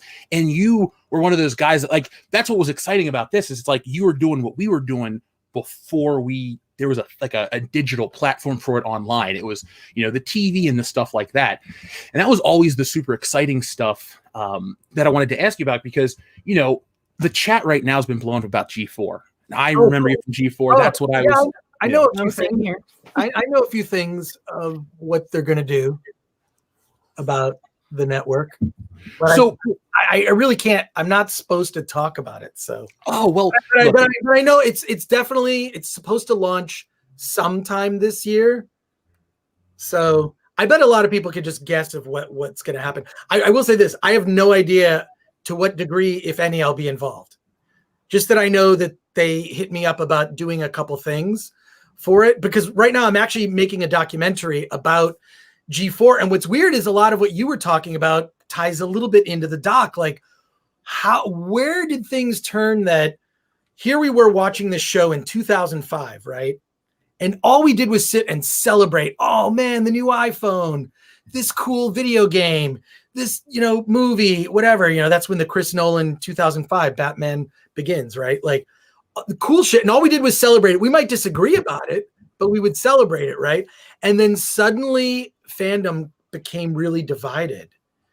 And what happened between like when G4 was, because I'm going through footage and I'm telling you right now, there are so many things you could not do on G4 now. Like if I did half or said half of the things I said on G4 today, I would get canceled in a heartbeat. Right. Yeah, they have a lot of those old episodes up on YouTube. I was just watching those randomly a few months ago. I'm like, oh, I watched this one like in 2010. I remember this episode of Attack of the Show or whatever. They just have all the archives up, and yeah, there's definitely a noticeable just complete shift once we get kind of the stuff we were talking about with High Republic being sprinkled into our pop culture. Well, that does concern me, just as someone who's like been involved in geek culture. Like I've been going to San Diego Comic-Con since 1990, so I've seen it change a lot. From when it was, what was that? I'm sure, Tom, you've been going. I keep going to you, Tom, because I know I'm older than you, but we're probably around the same-ish age. But back when it was like at the what was it, like that hotel or something, or like I never actually have gotten to go, but yeah, I've heard the stories. Yeah. So I've been going yeah. there, and I've seen like geek culture really change. But the thing that really bothers me, and I'm surprised, I really want to do a video about this, but this is not really what my YouTube channel is. I'm more about interviewing indie filmmakers, and then we do watch parties on Fridays, which is a bummer because Friday Night Tights is on then. So we watch that after. Well, these are the types of questions this is the type of stuff that I'd love to hear about, because honestly, every week on the High Council, I go, how did we get here? Why did this happen? And you know, because you can follow the trends. And when we talk about the stuff that's to be celebrated instead of lamented, as a fan who wants to get excited, I mean, shit, I got excited over these Playmobil Back to the Future figures. So I'm in that place. I just feel with, especially Star Wars from Disney, that it's a situation where it's not necessarily the fans have switched. It's like the sensibilities of making the things have intentionally switched, and then the people push back, and then it becomes ugly. It used to be like, oh, the audience didn't like it. Okay. Well, there was a warning about this, and I've argued about this with my nerd friends, which consists of most of my friends. Honestly, which there was a warning about this, and I'm looking at it, I'm wondering how purposeful it was, which was, I believe, a warning about the dangers of identity politics and dividing people.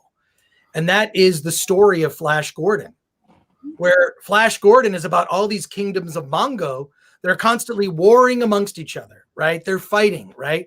The Hawkmen are fighting, the Lion Men are fighting, the Lizard Men. It's all people separated by their respective types of people, and they're all just fighting amongst each other when the true enemy is Ming the Merciless, who's effectively a fascist, right? So I think unfortunately, the culture war is just a distraction from the real war, which is a class war, as the divide, I believe, continues to widen between the absolutely, yeah. incredibly, I mean, I've seen it happen before my eyes. And I especially noticed it in television, where my first gig in TV, it was like the most money I'd ever made in my life in the late 90s. And each progressive job after that, I made less and less money. I mean, and truthfully, TV just doesn't bring there are YouTube channels and podcasts that get better ratings than the major news networks. I mean, you know, well, even better than some of the shows that we're reviewing, if you stop and think about it. We get more views than what some of us on talking about Star Trek get more views than I know Gary and Doomcock both get more views than Batwoman is a clear example of it, because we know the actual ratings, and they're literally only getting 300,000 viewers. Well, you got guys like EFAP and stuff like that talk about Batwoman, and they got a lot more views than that, I bet, on their videos. So yeah.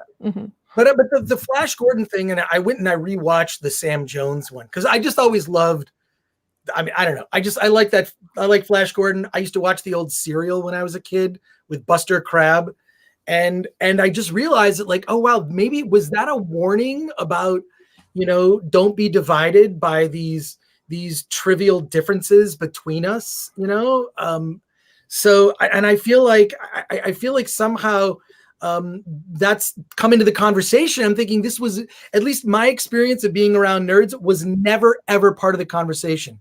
If you were a comic book fan, if you liked Batman or whatever, I mean, look, you could argue about respective things related to nerddom, right? But if you're a fan of anything, you're like part of the group. Yeah. I think it's gotten so much worse though recently, when they bring in a lot of these sort of identity politics sort of activists into this stuff.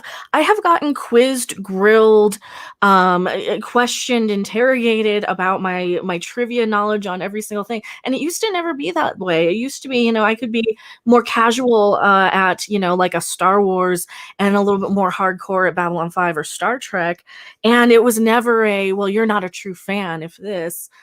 In the I'm a lot older than I look. Like in the 80s and 90s, a lot of that stuff. Well, in the 80s, I hid the fact that I was a geek because it just wasn't cool at all. But if you knew and found your little geek, clique, it'd be like this secret little language where you could be, hey, did you see this Star Trek thing with the Next Generation with Data and this and that? And that would be like this cool thing. And they didn't care how much you knew. They were trying to kind of say, here, I want more. I want you to know more and more and more. And they would pile on more information. And, oh, you like this? Here, check out this and this and this and everything. And we still get some of that, but not so much now that we have all of these sort of and I hate blaming my gender. A lot of these ladies who come in who just want to point everything is sexist, everything is racist, everything is, as I do that myself on against the SJW crowds, because you kind of have to speak their own language sometimes so they get the hint. But it's gotten so much worse in the past few years to be a geek in the geek culture even. But No, I think yeah. Oh, sorry, Tom. No, I was just gonna say, I think you hit on a great point, Chris, and that is something we brought up too, is that it used to be about class, and that's what this really is about. And it is a distraction, because this movie is a prime example of what we're talking about here. Look at every major comedy or movie in the 80s where it was about the little guys overtaking the big guys. It was always about classism. It was never so much about race.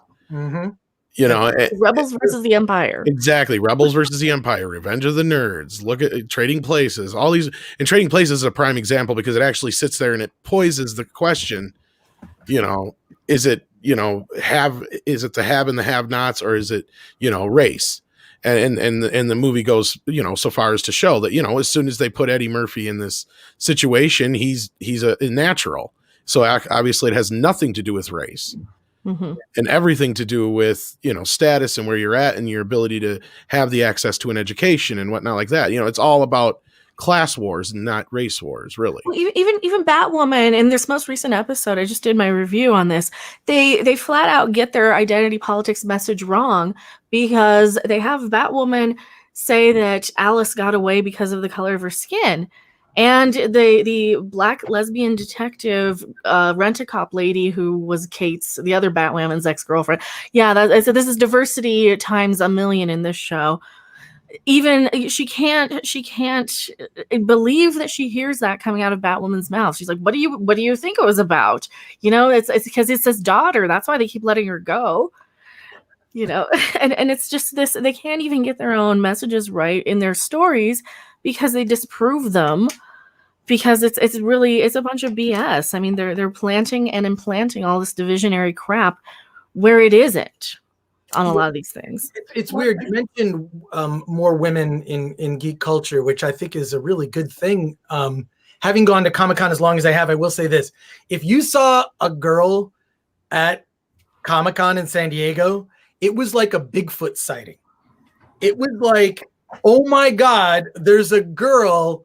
And then it was always like a very attractive woman who was with generally an artist. But if there was an unattached female at Comic-Con, that was rare. Now, I will say this. Comic-Con pretty much 50-50, men and women. And I think a lot of it has to do with the fact that Marvel has really popularized. I mean, look, let's be honest about that first Avengers movie. That was a Chippendales show. That was, and because I did a video about this on my YouTube channel. Basically, we did a montage of all the shirtless scenes in Marvel movies with shirtless men. It's a trope. Every person, Paul Rudd, Benedict Cumberbatch, they've all done shirtless things. That is to appeal to women. And the only reason I saw Aquaman is because you had a shirtless, attractive man in it. That's why I think that Marvel movies are popular with women. Is it's beefcake? There's nothing. First of all, well, they even had the joke about America's ass, and right. We like that. We like looking, and here's the thing that while they like to try and divide, then they also want to uglify, cover up, put attractive women in potato sacks on the other spectrum, because they're like, don't look at women. Right. But okay, I want to look. What if I want to look at both? What's wrong with that? I want to look at her in a nice outfit, or maybe I want to dress as her in a nice outfit. Not all women think the same way. Not all people of certain groups think exactly the same way. And just because a couple of screaming Karens think that every woman needs to cover up doesn't mean that they want to, And then that's what they've been doing, is they've been kind of slowly uglifying the female characters. They've even been covering up and uglifying the male characters too. I mean, look what they've done. Flat out say it. They're avoiding the male gaze, and you can take that both ways, because they don't want to be seen as sex objects by men. And there's no way a gay man would be caught wearing any of the shit they put those women in. So they're avoiding both in that sense. So. Well, but here's something. That was a joke, but nobody laughed. Here's a question I've posed to I didn't say you had to, Jeff. No one laughed at the fact that no one laughed at it. But here's a question I've said to female friends of mine. I've said, you're on the beach. It's a crowded beach. Your top falls off. Do you want everyone to look or no one to look? See, I think if nobody looks, then that means you're unattractive. Nobody pays attention. So I don't know, like look, we are sexual creatures. We're sexual beings. I think the person that speaks more on this than I do ever is Robert Meyer Burnett. He's very open with his with his opinions and thoughts on that. But I just bring him up again. He might show up. Yeah, that'd be good. But yeah, exactly. Like Beetlejuice mentioned his name 3 times. But I have a direct link to him, but I haven't sent him nothing yet. I could tell, he lives like 2 miles from me. Really? Down the street. We're both in Pasadena. So that's right. I have not, since he moved to Pasadena, I saw more before he lived here than after. But that's the thing that I think is kind of sucked about like this genre stuff. The thing that was lacking, we could talk about the sequels and the level of just one of the most colossal disappointments in cinematic history were the Star Wars sequels, because they never reunited Han, Luke, and Leia. Whoever, and everyone says The Last Jedi sucks. It's the least shitty of all of them. And I hate the ending, but I feel like JJ could have fixed it, but he was gutless. But that first movie was fucking terrible. The opening didn't set up the world. He didn't reunite Han, Luke, and Leia. And the one thing that was missing from it, and people forget about this, the one thing that was really missing from it was romance. Because all the Star Wars films previous to that were romantic, because people forget that the original Star Wars was about a young farm boy who fell in love with a hologram of a girl who was just like head over heels and wanted to save. Who is she? She's beautiful.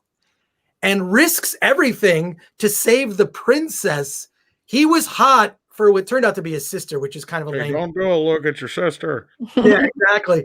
But it was romantic. And the thing that was lacking was romance. And there's even that scene where Disney was ballless, where Rey friend zones, Finn at the end of Force Awakens. It's like, look, if you're going to go for it, fucking go for it. We don't care.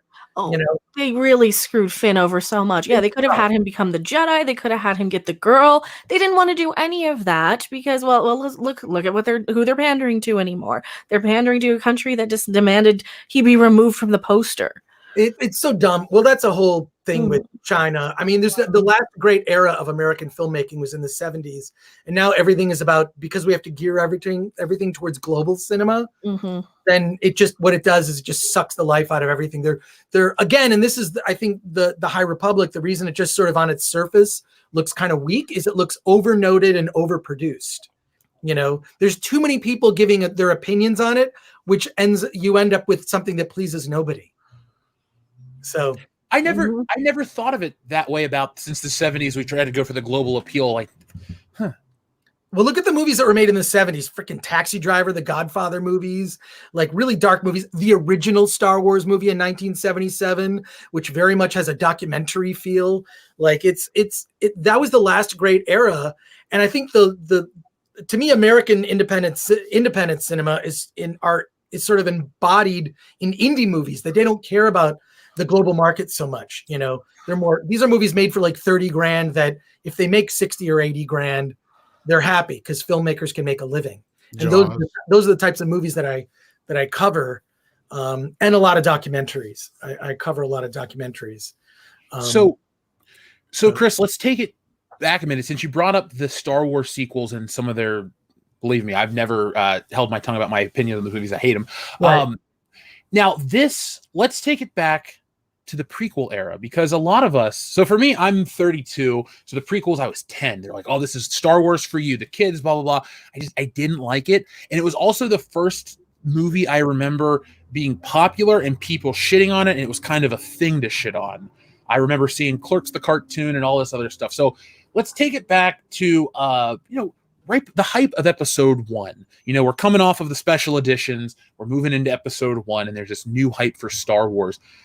Because, social media wasn't around back then, because I always like to say, wow, before the internet was the thing. Well, the internet was there, but social media didn't exist. So before social media, geekdom, Star Wars, what was the feel going on? Like, how are people acting during the hype of this movie? Well, one, it was, and I think not to bring up Robert Meyer Burnett again, but he said Robert was in a documentary made by a friend of mine, Dennis Priswera. He made a movie called Star Wars, which was a documentary about everybody who waited in line for Star Wars Episode 1. And Rob's in that documentary. He has a great quote. And he basically says there are two people in the history of humankind who will disappoint more people. One is Jesus if he never comes back, and the other is George Lucas if he makes a bad movie. And I think the problem with Episode 1 is that it wasn't, I think, what people wanted it to be. But if you really look now, it's actually aged so much better in light of, especially as we go into more of a technocratic authoritarian society. And you look at sort of how that happens in slow motion in front of you. And the prequels kind of showed that. I mean, yeah, it was done, in a very simplistic way, but the prequels have actually aged really well. I recommend a documentary. I'm throwing out, it's like I'm doing DVD Tuesday, but the documentary I recommend is this doc called The Prequels Strike Back. And it's a documentary made by this kid from Austin, Texas, who he was like a little kid, like single digit aged kid when the Star Wars prequels came out, and he loved the movies. He just really loved them. And then it was later when he became an adult that he got internet access and he discovered that people hated the films. He wondered why. So he made a whole documentary about it. And I actually have a newfound appreciation for the prequels. I'm in the documentary, and that's not why I'm bringing it up. But it's a really fascinating doc because it's from the perspective of a kid who loved the movies and that's it. The prequels strike back. One thing that I discovered, and I did not know this, and I'm shocked, is that so the very end of Episode 1, right? Mm-hmm. The big celebration, on Naboo, and they're having the parade and all this with the Gungans, and you hear that music, da da da da da da da da da da. That's the Emperor's theme backwards. Da da da da da da da da da da. I kind of knew that from somewhere. I'm trying to remember where, but yeah. Yeah, so it's there's some really cool things about that film. I always thought that the Episode 1 should have ended. I would have added one thing I would have changed. So the Gungans and the Naboo surface dwellers are now united as people, and to celebrate the overthrow of the Trade Federation and the uniting of the people into one, we will rename our planet Alderaan. If only Episode 1 had ended that way, it would have been so much cooler. And then, you know what I mean? Yeah. I think that because Alderaan means peace or something like that. Yeah, that totally made sense. Peace, and actually, I don't think it's backwards. I think it's the same way, but I think it's in a major key, is what it is. Oh, is that what it is? Okay, I think so. Because I think John Williams said something about it once. Yeah. He covers it in the prequel Strike Back. It's because he talks to a composer about, and then he gets into that ring theory stuff, and I don't know, it gave me a newfound appreciation for the prequels. And I do think that the prequels have aged better and will continue to age better, especially as series like Obi-Wan series comes out. But then the Star Wars sequels, I don't see them aging well at all. And Rise of Skywalker is a freaking insult, that movie. The lack of care that just it made me really hate Star Wars. And The Mandalorian is good. It's entertaining. I've liked some of the stuff in it, the moments, the return of Boba Fett and Luke, of course. But I don't know, man. The sequels kind of ruined it. It's just weird. Now I have another question for everybody. Here's a question. Star Wars is objectively, and I don't mean this in a sexist way, which is going to mean that you could call it sexist.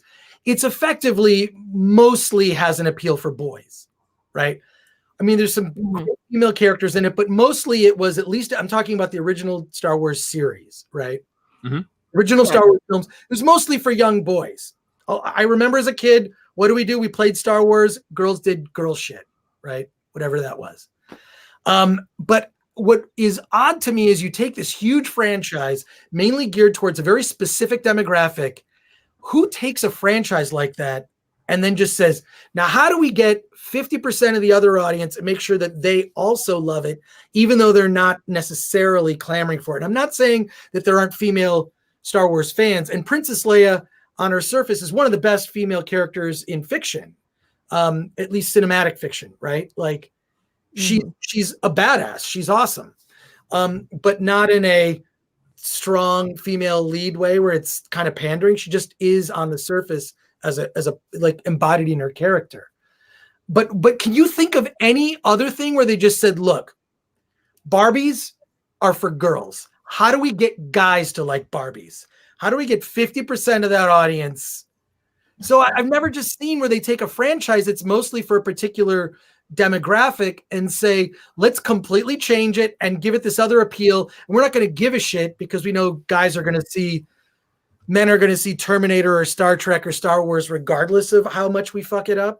I think that's it. I think they just assume that men are just going to see it regardless. And like when I was a kid in the 80s, I played Star Wars with the neighbor kids across the street, but I was kind of a tomboy anyway. And we played Dark Crystal, and that's kind of the thing that I think a lot of these sort of the Kathleen Kennedy people assume is that the girls are only going to identify with the female characters. And I know Jesse's probably waiting to jump in on this one. She's not even here. Oh, she's not there. Well, she's if you want to tell why girls can identify with that other character, with any character they want, she always explains it so well. But like I always identified more with Yoda or the Ewoks or something. Yeah. I don't have to necessarily like that. That's this whole mythology, this new representation. You have to see yourself on screen. We have to make it for you. It's not just that. It's actually even more than that. It's this idea that they have to appease to the 0.008% of the population that's non-binary, LGBTQ, all that kind of stuff is a big part of it too, because it's this I don't want to see Star Wars. I know Mecca. It's still this whole idea of tearing down the classic male roles. Yeah. And filling them in with nondescript people, as you were saying, so that you can basically project yourself into these NPC people, and they don't have any real characteristics to speak of. Even worse, because granted, Chris, I'm not a big fan still of the prequels, but I do have a better appreciation for them after the sequel trilogy. That's right. True. The holiday special actually did a better job trying to appeal to a female demographic. It had a crapping cooking show on it. You brought up a great point, which is what I've always said. The whole purpose of fiction, all fiction, comic books, graphic novels, movies, TV shows, literature, is to identify with someone who isn't necessarily you. Mm-hmm. To put yourself in the shoes of look, I identify with Ripley in the Alien movies. She's the smartest. She's the badass. What does that say about me? I feel like the whole point of fiction is to put yourself in someone else's shoes rather than, I feel like it's limiting yourself as a person. And I feel it's small-minded, intellectually speaking, that you can only identify with someone who has the exact physical characteristics as you is on its surface fucking stupid. Exactly. Dude. Oh yeah. It's I brought that point up before about how if you go by the idea of this, which is really silly because they're really trying to appeal to such a small portion of the population to where it's like, is it really worth upheavaling everything that this franchise is about just to try and shoehorn shit in there that doesn't really fit? And that's especially with stuff like Star Wars, because sex has never really been that big of a thing in Star Wars. Right. In fact, if you want to break it down, the only times we know for a fact that anybody has had sex, we know that, the twins were born, we know guaranteed Jabba has tried to fuck that dancing girl. We know that. But outside of that, you can't guarantee shit. I mean, we know people are born. That's about it. It's not very glorified. You've never seen fucking hookers hanging around the Mos Eisley bar, I just I don't know, get it. Coruscant, there were some very scantily clad. Scantily clad, but again, I digress. Though sexuality has never been a huge, just like fuel. All of a sudden, is a huge thing. Well, look, just as someone who maybe there's a tie. They're gender fluid. I don't know. I don't know, but I think it's a difference between sex and romance. It's romantic in the sense that, older films were romantic. Yes. I mean, and so romance was a part of it. I mean, there wasn't sex necessarily in Gone with the Wind, right? No, but it was more romantic. Yeah. Romantic, and I feel like Star Wars is at that level, right? It's for kids and it's romantic, and that was missing completely from the sequel trilogy. Is where was that sweeping sense of romance? It's almost like when J.J. Cassidy's like, thinking like in the long term, like, well, we'll see which of these characters is the most popular, and then we'll sort of write to that. Like, you kind of do that in long form, like storytelling for a TV series. You can go 6-7 episodes before you find your voice and who the popular characters are. It's like, I mean, everyone has discussed, verbatim or on and on about how there was no plan for these 3 movies, which was a colossal mistake. And now the thing is, I just don't, it bothers me that they didn't have like Han Solo what's wrong with just riding off into the sunset? Why do they have to, they killed off the legacy characters. It's so disrespectful. It's shocking. And there should be a book, of course, or just something done about like how you fucked it up. And I can't believe the movies made as much money as they did after they turned out as poorly as they did. Well, they made as much money as they did because they're Star Wars, but the proof is in the pudding where the money went, or like as far as like where the audience went, because here, I'll bring up the thing I made, the diagram thing. Right.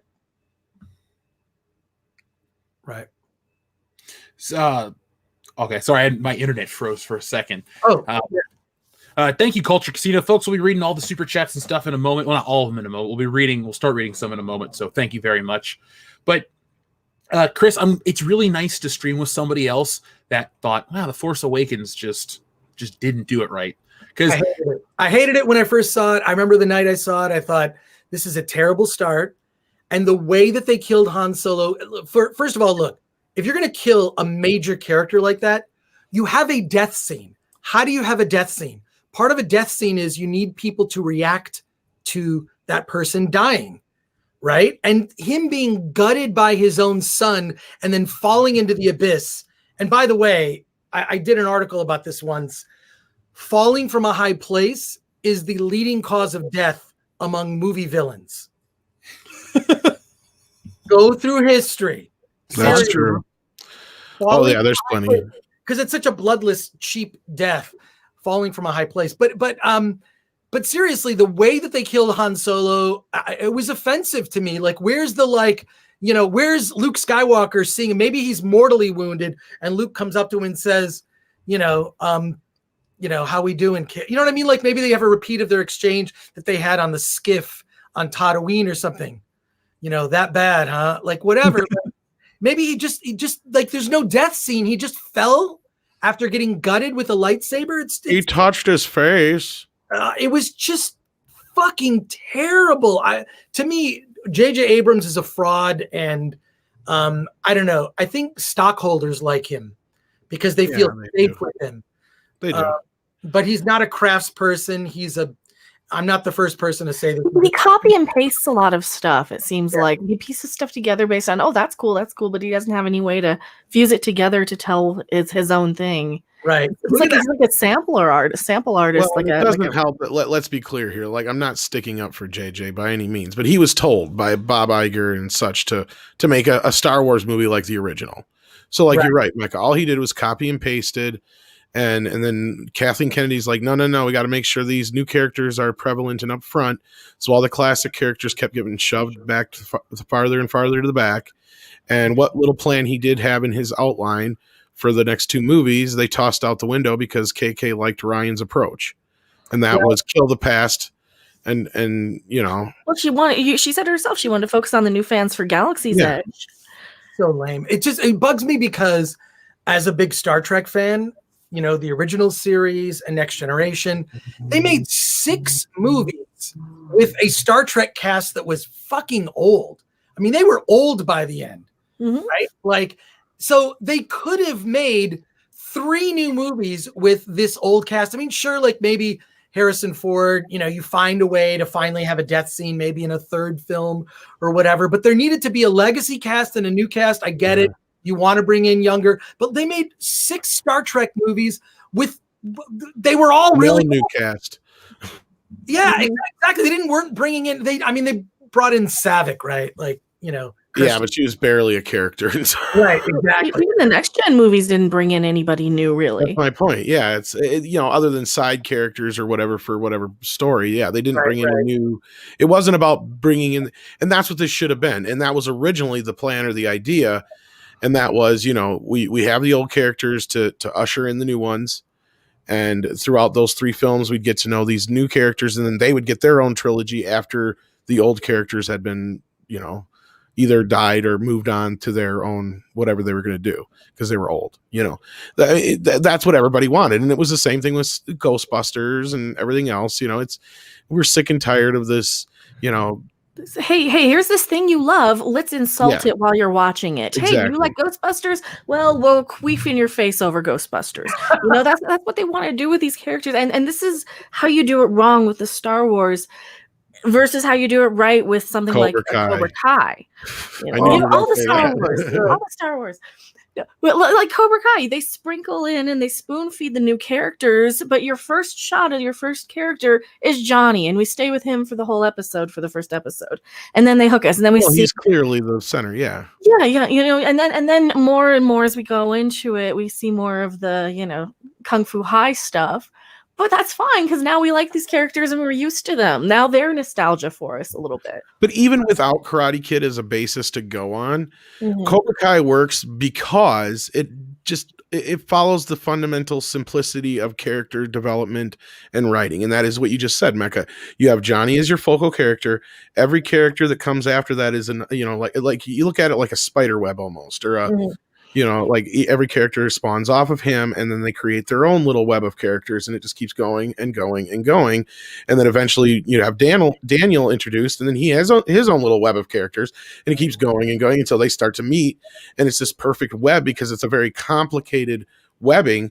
There's so many layers to it that we didn't get here with the Star Wars films, and the audience went away. And that's what this thing here shows that I brought up. And that, you know, they started off with The Force Awakens. It was banking on the Star Wars name. We knew they were bringing back the original cast, so that's why we all went to see it.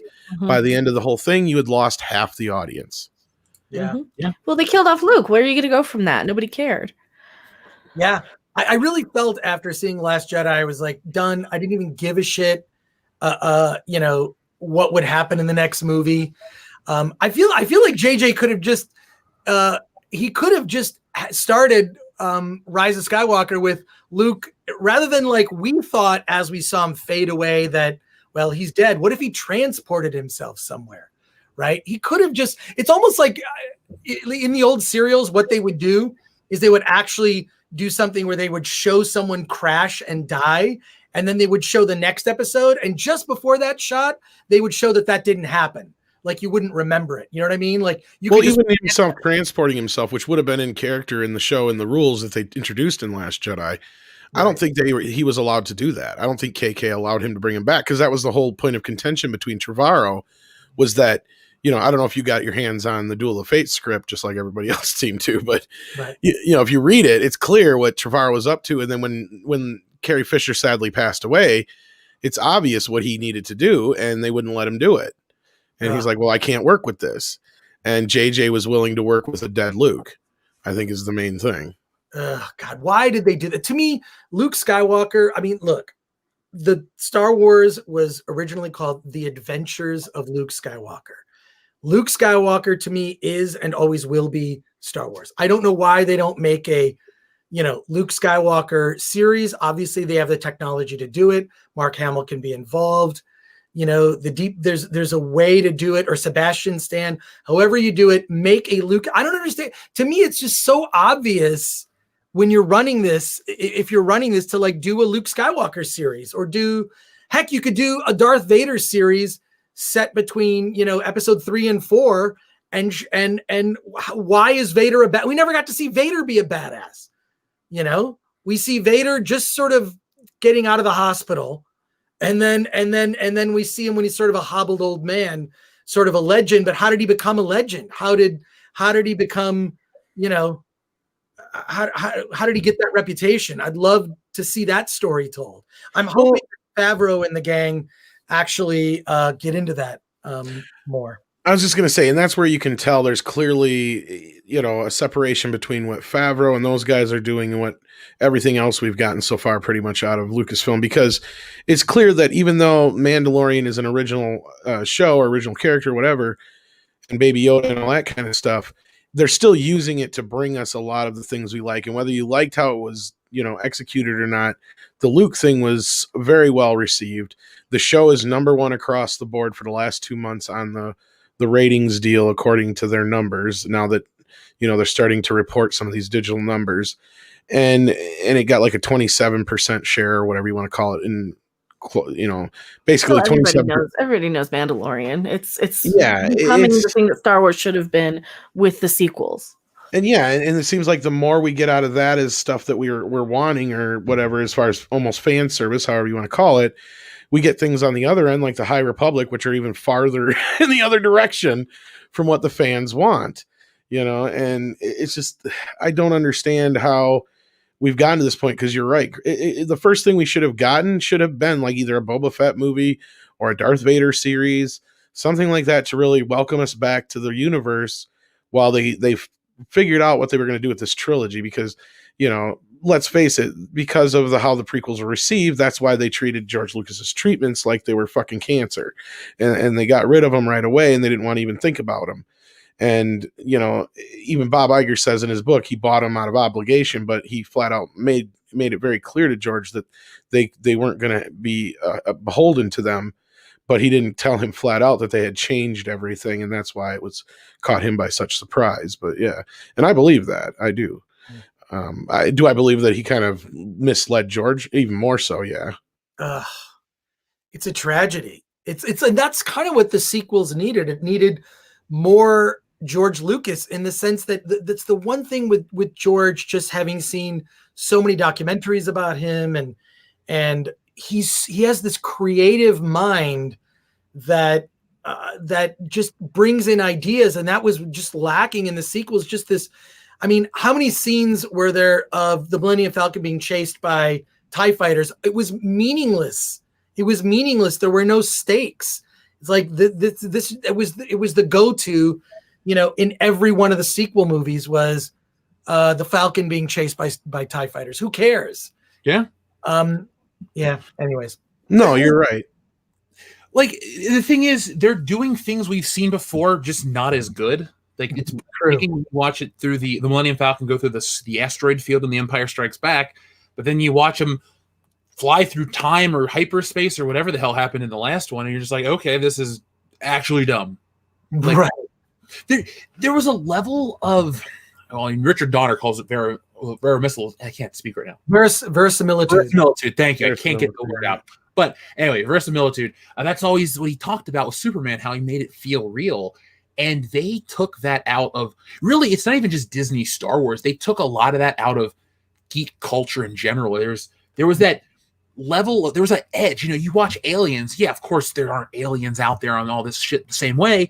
But you look at the world and the technology, it's sound, it makes sense. The pulse rifle, their military techniques, all that stuff, their equipment, it all builds in this world. Star Wars had that too, the set of rules, you know, we call it the lore, the set of rules that were broken for these new ones. And then even if you don't love the movies the way, you know, we all do on the panel, there are certain things you kind of scratch your head at and you go, why? And so those movies are marketed on, remember this shit from the past, and you get these cool moments, but then you watch it and you realize these cool moments are just hollow and they don't mean anything. Well, I think it's a clear example of, and to kind of answer my question from before, which was kind of an open-ended rhetorical question, but a lot of it has to do with JJ may have watched these movies, but he didn't understand them. I don't think he understands movies, period. He knows how to make something that looks like a movie. True. but he doesn't really understand what truly makes a movie. And then you look at guys like Favreau, Filoni, and a lot of the guys that they're bringing in over there. They are guys that clearly grew up and got into movies. Like somebody did a recent deal on the most influential films, and don't get me wrong, I love Citizen Kane, but for some reason that came up on the list at the top. Rob knows what I'm talking about because he's the one who brought it up to me, if he's still in the chat. But I said, how the fuck can that be? Clearly, Star Wars is the number one most influential movie of all time. You ask, you go to any interview from any filmmaker from the last 40 years, and almost every one of them will say, or at least 30 years anyway, I should say, almost every one of their stories will start out was, I was a little kid, and the moment I sat in a theater and I saw that Star Destroyer come over my head, I knew from that moment on I wanted to be a filmmaker.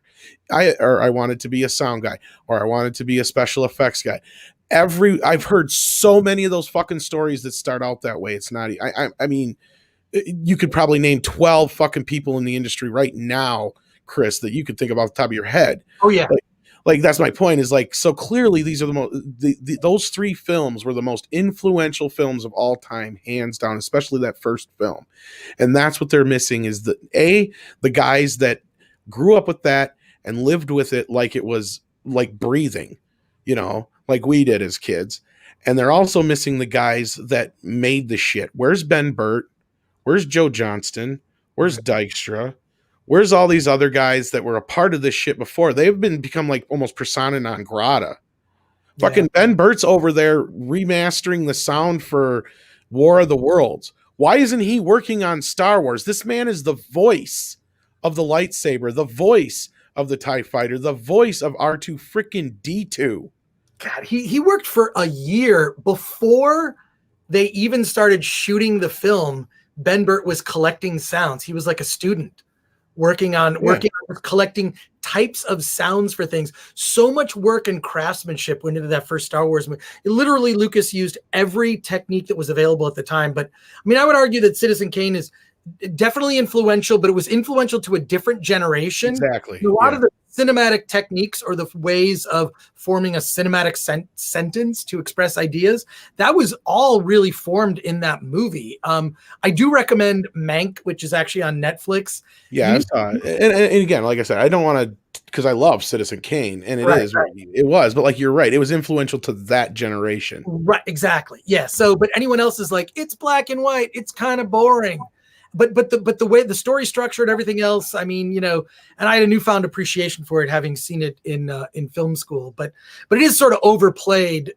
It was influential for that time. But Star Wars is ultimately, to me, the most influential movie of all time because of, created the whole model of, merchandising, right? I mean, the summer blockbuster, even though Jaws came before it, but like it really solidified that idea, right? Right. Yeah. And George Lucas is the world's most successful independent filmmaker because George Lucas he tried to work in Hollywood. He fucking hated it here. Oh, wait, can I say that kind of? Absolutely. Dude, the channel's called World Class Bullshitters. I mean, oh, that's right. I forgot. What do you expect? Okay, yeah, fuck it. So, I mean, he hated Hollywood. He saw the bullshit. He saw like what phonies people are here. I mean, I can attest to that. People are just so full of shit. Climbers, people that will just like want to be. I mean, like I deal with that stuff all the time. That's why I mostly do stuff with the internet, just to keep people away. Because I don't want to. I know why you're contacting me. It's fine. It's no problem. You can see the agenda that comes in with people when they want to have a conversation with you, and it's like, I'm just like, cut to the chase. What do you want? You don't have to pretend to be friends with me. We may in fact end up becoming friends. But he left Hollywood and went to Marin, right, to have his indie film company. I don't know. It's amazing. You should also, if I could throw out another movie recommendation, is Alejandro Jodorowsky's Dune, because that documentary will show you how influential that project, that never made project, was on Star Wars. And actually the same producer is doing a documentary that I think you would all like. It's about movie novelizations. Cool. Okay, so Tom, I think it's called the. I think Robert might have told me about this, but yeah. It's called the novelization itself. So from the same producer of the Alejandro Jodorowsky doc, he's doing a documentary about novelizations. But I'll tell you this: novelizations, I used to read those when I was a kid. Do you know why? Because it was the way that you got deleted scenes, right? Yeah. Oh yeah, I brought this up a few times too. Yeah. Yeah, you read the novelization of Alien, and there's like extra scenes with Captain Dallas, right? Like all this extra stuff, because a lot of those novelizations were written based on the original shooting script, not the finished edited movie, because they were done so far much part. They were really just a piece of the merchandising, right? You know what's funny is we actually talked to Alan Dean Foster about his Alien adaptation, and wow. you know he filled in a lot of stuff because they didn't have shit for him. Right. He's like, "Can I get a picture of the alien?" So he's like, "I had to write the whole book without having to describe the alien because they didn't have a picture of the alien yet." But I got the feeling that no one ever read those novelizations before they went out, because in my interview I did for the documentary, which who knows when that's coming out, I remember as a kid reading the novelization for Flash Gordon, the Sam Jones Flash Gordon, and in it, Dale Arden had gone away to this hotel to escape this like toxic relationship we had with her boyfriend who used to take her to sex orgies. This is all in the freaking book. Dude. And then No, man. Flash was named Flash because his alcoholic father, who worked at the college where Flash Gordon ended up playing football, college football, his mother died in childbirth somehow. So the dad just called him Flash. Right. It's so weird reading that novelization. Like the guy was just throwing out crazy shit that had nothing to do with, I mean, that movie also, there's a lot of sexual innuendo. Oh yeah. In that Flash Gordon. It was written by Lorenzo Semple Jr., who did a lot of the original Batman 66 TV series episodes. No, and I love, because like I've kind of talked a little bit about this with Robert, but no, like I grew up in an area that was very rural, so I didn't get movies until they were like 3-4 months deep. Whoa. So like my entryway into most movies was I'd get to pick up the novel at our local either grocery store or drugstore, and I'd read that 3 or 4 times before a movie would come out. So I always knew a movie back and forth before it come out, and that the first thing I'd notice if something was changed, if there was a deleted scene, and in some of those novels you had some really cool stuff that they would do with them. Like right. One that sticks out to me especially is the New Nightmare novelization from Wes Craven's New Nightmare, because in the book the author is actually playing with this whole idea that Freddy's come out of the movie. Mm-hmm. So like you're reading the novel, then all of a sudden right after one of the major deaths the author like cuts in and he's like, editor's note or whatever, he's like, "I can't believe this shit is real. I just looked this up. Her husband actually died." It's like going on like it's actually happening and stuff. And he's like, and he puts in like a fake news thing. And then like by the end of the novel, the editor has to come in and finish the novel because the author mysteriously disappeared.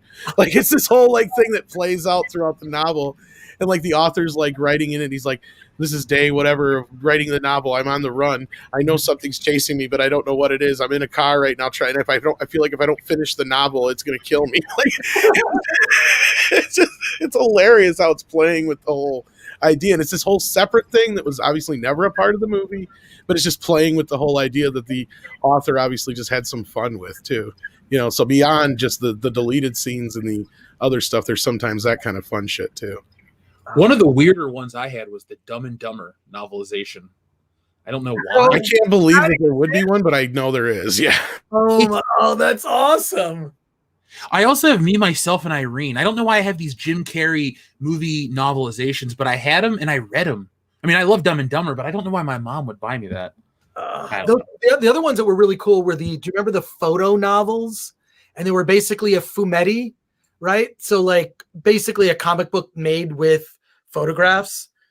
Oh yeah. I'm looking at the Star Trek ones right now. Yeah, the Star Trek. So I had like Star Trek the Motion Picture. There were other ones that the Black Hole, Krull, stuff like that. Oh my god. Those were the days when fandoms, those were the days when like 3 or 4 science fiction or genre movies would come out a year.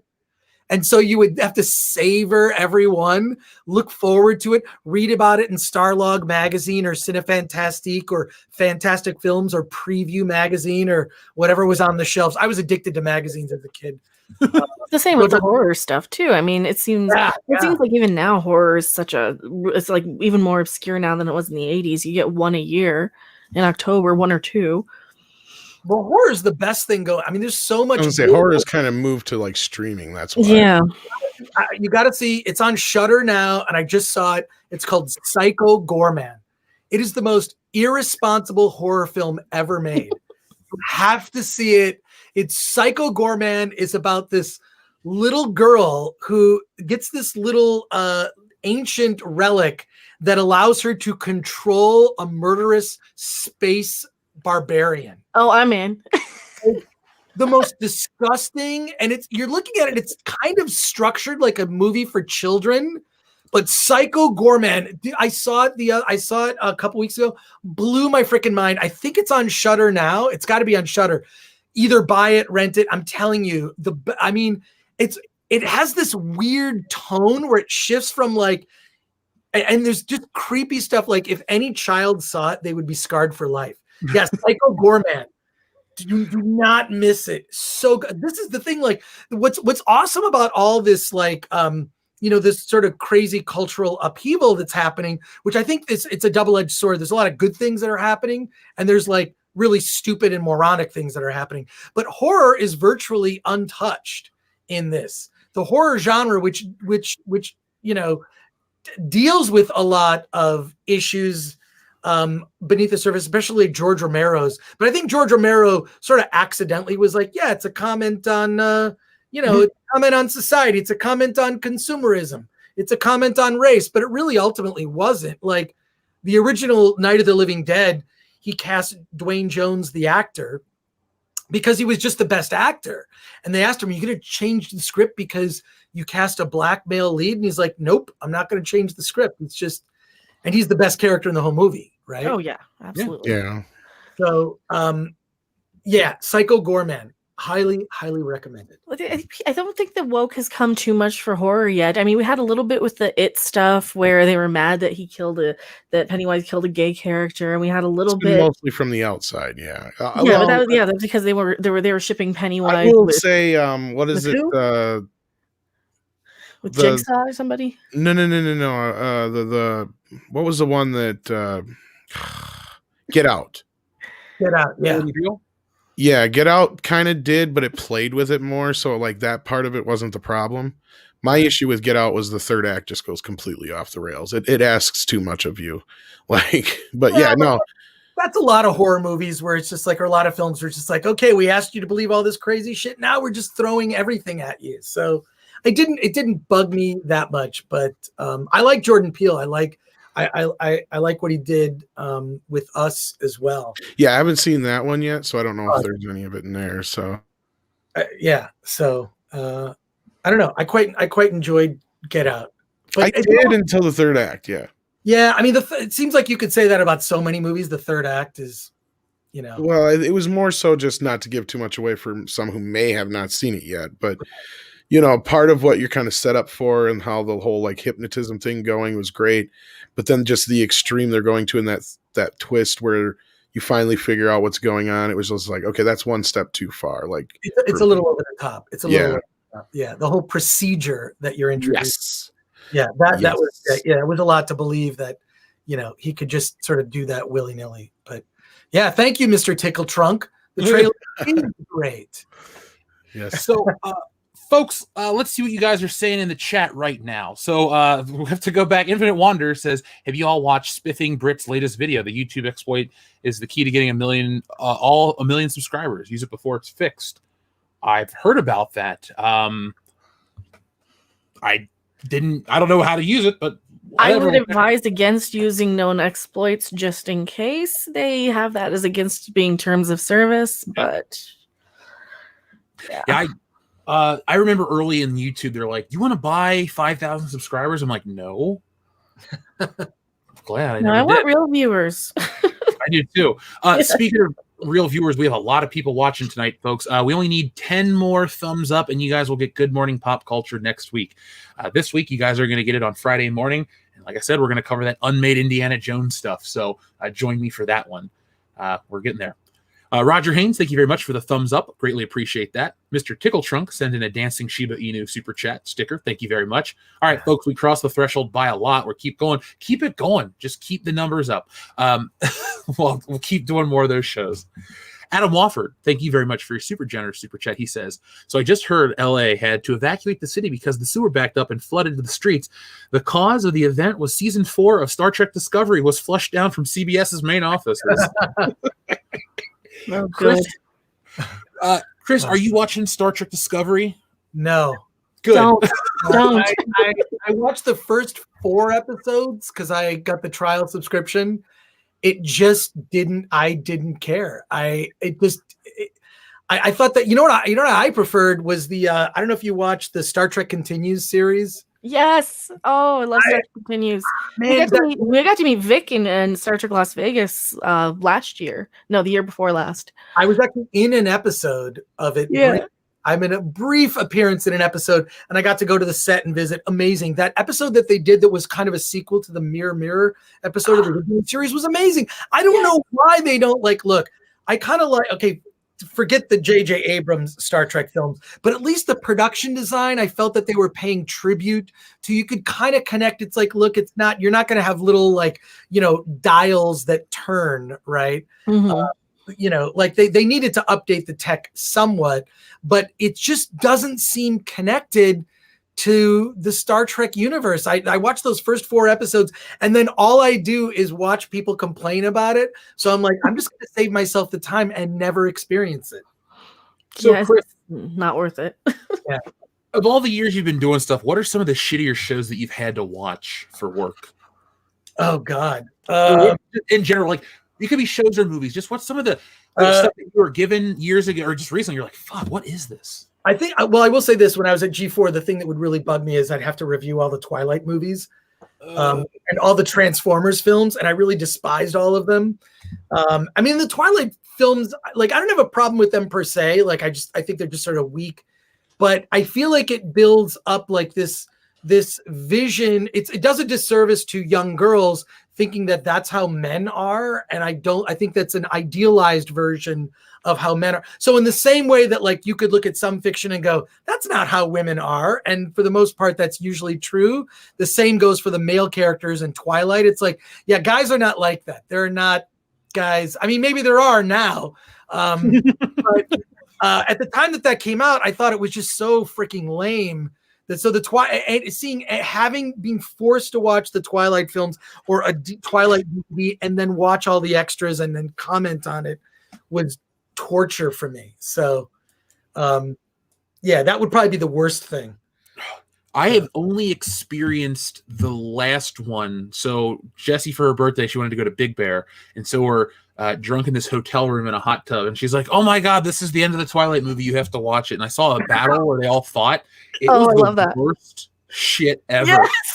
Well, actually, for camp, from a camp standpoint, I actually kind of appreciate it now. It's this is so bad, it's entertaining. Kind of like no one sees a trauma movie thinking they're going to see a great movie. I do think that there are some great trauma films, but there's a tone and there's. So I'm a big fan of really bad, trash cinema, exploitation films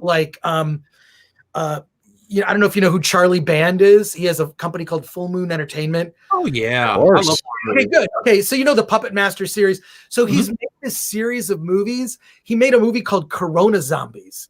He shot a full-length feature movie in March when the lockdown first happened. It's hysterical. And then he's sort of done this series of movies with the lead actress from that Cody. I think her name is Cody Renee. So she has a very amazing Instagram. I highly recommend it. But she's the star of this movie. But Corona Zombies is awesome. It's like a 70-minute feature film, and it's just incredible. Where can we see it? Bad cinema. Have you ever seen Redneck Zombies? Oh my God. I may have years ago. It's familiar. I probably did see it in some drunken stupor. My cousin is back in the day, he used to run a website about European horror DVDs. And so he would get written up in Fangoria and Rue Morgue and stuff. And he would have these collections of movies. He's like, you can watch whatever you want, just put it back. And so I would go through, he had a trauma shelf and he had just obscure shit shelves. And so I saw stuff like Cannibal Holocaust very early on. Wow. What's the one with John Saxon? There's a cannibal one too. Battle Beyond the Stars. That might have been it too. Richard Thomas from the Waltons with special effects by James Cameron. And then who did the score? Was it, God, I'm spacing on the score. James Horner score for that. But that movie is actually a lot of fun. Battle Beyond the Stars. Every time I think of John Saxon, I think of his hairpiece. You ever heard his hairpiece story? No, but I love John Saxon. He's, I love that guy. He passed away last year, right? It wasn't too long ago. Yeah, it was pretty recently. Yeah, I've heard his hairpiece story. Basically, when you cast him, you not only do you cast him, you cast a hairpiece. He asks you which one you want. Yeah, hold it out to us. But John Saxon's done a bunch of genre stuff, so maybe you're thinking of something else. But look up Battle Beyond the Stars. What's weird is when you saw God, what's the name of the ship in The Mandalorian? The guy, the Razor Crest. Yeah, the Razor Crest. It's a ripoff of the main ship from Battle Beyond the Stars. It's very, very similar in design. When I first saw it, the Razor Crest, I'm like, oh, that's from Battle Beyond the Stars. Yeah, and Cameron was influenced a lot by Star Wars, and of course, it was just a ripoff of Star Wars to begin with. And Right. No, but it's sort of like Seven Samurai. I like where he sort of collects the different aliens to kind of protect his world. It's actually, the script is really good. It's just the effects are kind of, you could tell the budget they were working with was pretty low. But yeah, Battle Beyond the Stars is it's a classic. Yeah, at the time, this is like you must remember when like there were so few genre movies. I mean, like we're living in a golden age. This is why stuff that sucks doesn't bother me as much as it used to, because it really used to bug me when it's just like, oh, I'm not going to see another science fiction or genre movie for another 3 months, right? It wasn't for a while until maybe of like summer of '82 where they finally, like, you'd have like a genre movie coming out more often, you know, whether it's sci-fi, fantasy, horror. But previous to that, it was like few and far between. A movie like Logan's Run, which I saw when I was way too young. Yeah, the ship has boobs. It has boobs. I was going to say that it's a Razor Crest with boobs. It's basically the Razor Crest. It is. Like, someone should do some meme with a split screen of those two ships. So I can go male, to a clean ship from Star Trek Discovery that looks like a dildo. Yeah. Oh, wasn't there a ship in The Mandalorian that looked exactly like a sex toy? I must have missed Probably. that one. No, seriously. Probably. Yeah. You'd have to show us which one you're That was on Twitter. You can always count on, so that's the only thing Twitter is good for, is memes, and I avoid everything else. I don't really post on social media so much anymore. It's just, it's a shit show. It's awful. It's I can't believe people say the things they do to each other on social media. It's sort of like social media to me is like I read this book by Jaron Lanier. I don't know if you know who he is. He's a futurist. But he did a book like, I actually have it on my shelf right here. It's 10 arguments for deleting your social media accounts right now. And it's effectively, when you have a social media account, it's like you have a loaded gun. At some point, you're gonna say something you regret, right? Mm-hmm. So, yeah, I'm very everyone like the default. Instagram is fine, but even then, I just don't fucking care anymore. It's awful. Yeah, there's an impersonal touch to all of it, and I think that carries over into a lot of it too. Like, even stuff that's very produced, like a Spider-Man. We'll go back to 2002 one. There's still like a level of care that goes into it. I know it was part of the marketing. Oh, Sam Raimi had a Spider-Man painting on his wall when he was a kid. But even that, something is superficial, at least felt like there was some care that went into it. And so then I personally would get more invested and excited. And so when you talk about, you look at stuff sucking and you can't get upset because of the genre stuff, there's more of it. I just miss the heart and soul of a lot of it. I like having, all that stuff on streaming. I like having all the opportunities. I just wish either the big stuff would stay dormant and we would always talk about it coming back, or if it comes back, it has to have that same heart and soul. Now, so in terms of, Disney buying Star Wars, where were you at? Were you surprised? Is that something you saw coming? Because you've worked in the industry and done all this stuff for so long. Well, You see I stuff always like that. argued they should just make, episodes 7, 8, and 9, right? Like they needed to make it, but I really feel like they waited too long. When I was doing Sci-Fi Universe magazine back in the 90s, we did an interview with Mark Hamill, and this is like, I'm talking about, this is like 93, 94, right? When the prequels hadn't even happened yet. And I remember doing, there was this interview with Mark Hamill where he admits, like, I talked to George Lucas. He said, well, get ready. We're going to make new Star Wars movies. He goes, when? 2011.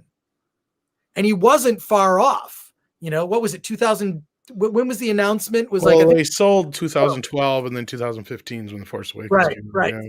So that was just so weird. Mark Hamill, maybe George Lucas was thinking about it like way back when, but something that was never widely publicized, and I don't even know why I know this, that Fox really wanted more Star Wars movies. So back in like the early 90s, they did a survey of moviegoers asking, would you like to see, this is 20th Century Fox, the distributor of, all the Star Wars films. There were the 3 at that time. Basically did this survey of moviegoers and asked them, would you like to see new Star Wars movies with the continuing adventures of Han, Luke, and Leia? Or would you like to see Star Wars prequels with the adventures of a young Darth Vader and Obi-Wan Kenobi? And overwhelmingly, it was like 80-90% said, we want to see sequels with Han, Luke, and Leia. And they did this survey and presented this data to George Lucas, who, Lucas was really kind of unfazed by Hollywood types like that.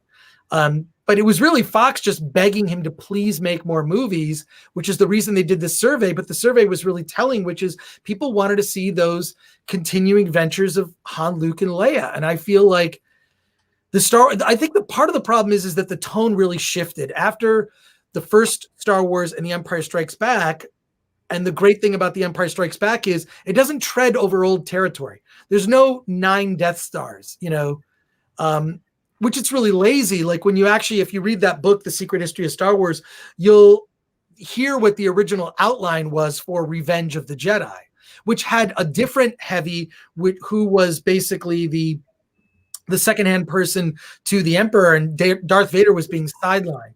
You might remember that character, Tom. They had a name for that character, and the whole thing was Darth Vader was supposed to take his mask off and basically fight alongside. Shit. I can't remember now, but I know what you're talking about. Yeah. There was anyways, it's in that book. And that book is it's pretty amazing. It's a little out of date now because the sequels are not a part of it. So what can you say? I'd like to see if what is it, that guy Rinsler, who does those big hardcover? Yeah, J.W. Rinsler. We had him on the show. Yeah, he oh my God, that guy is awesome. Like, he was great. But I wonder if they'll ever do one on the, like Rise of Skywalker.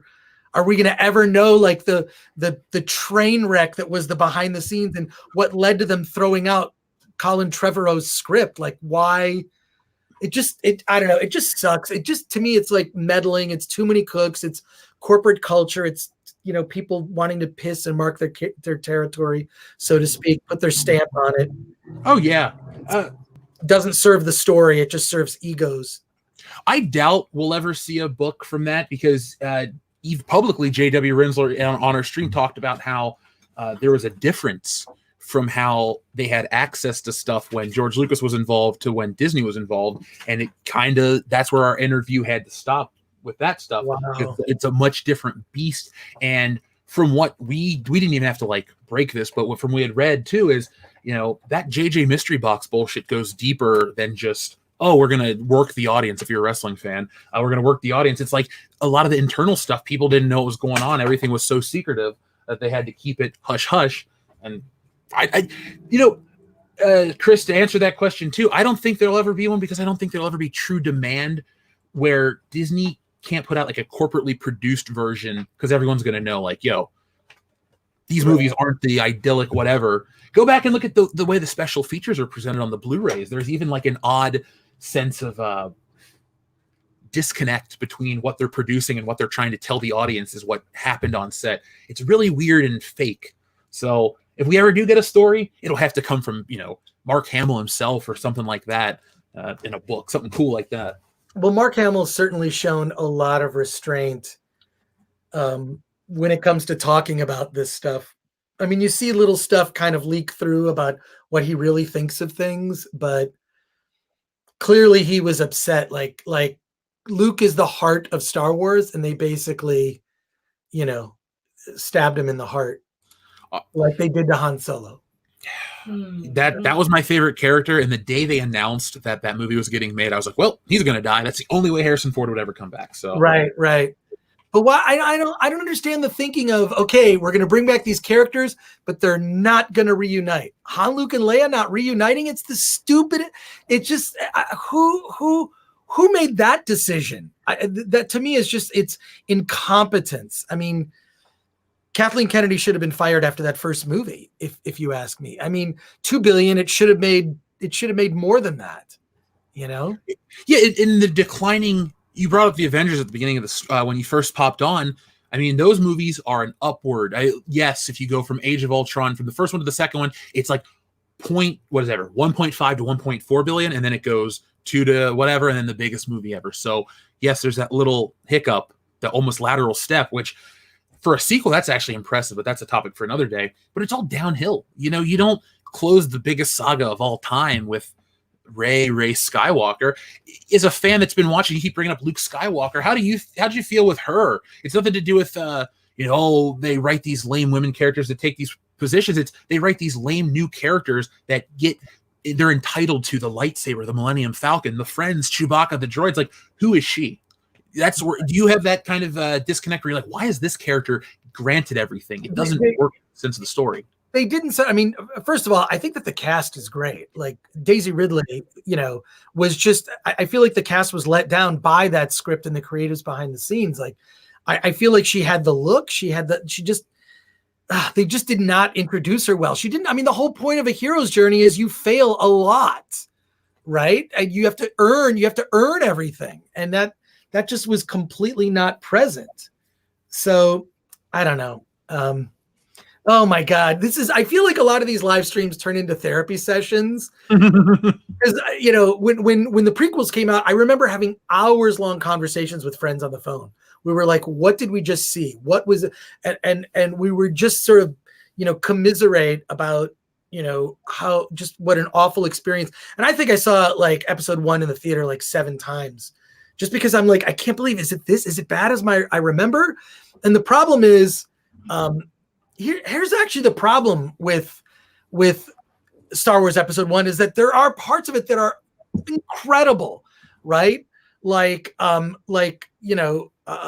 Padme's starship, right, is awesome. This chrome starship. Darth Maul is a character, double-sided lightsaber, but then Jar Jar stepping in poop. Yeah. I used to say that like watching Episode 1 was like having sex for the first time, and it's great. You're like, oh my God, I'm having sex. This is amazing. But your mom is watching. So it's also simultaneously the best and worst. Go get him, baby. It's just simultaneously the best and worst experience of your life. So that was Episode 1 for me, was like, there's really cool stuff and there's really awful stuff. So, okay. Yeah. And then now I'm going to get your YouTube channel canceled for being grotesque. And I don't. Are you kidding? I'm on here. Okay. I don't know what the rules are on YouTube. I really, I haven't been. I've tried to get canceled. It'll happen sooner or later. Can I be honest about the YouTube stuff? Is that I think it's way harder to be on YouTube than it is to be on television. Being on television is so fucking easy. I used to try to explain, because first of all, I never had any training and didn't care about being on TV, which I think kind of helped. But it was just like, hey, walk up to this piece of tape.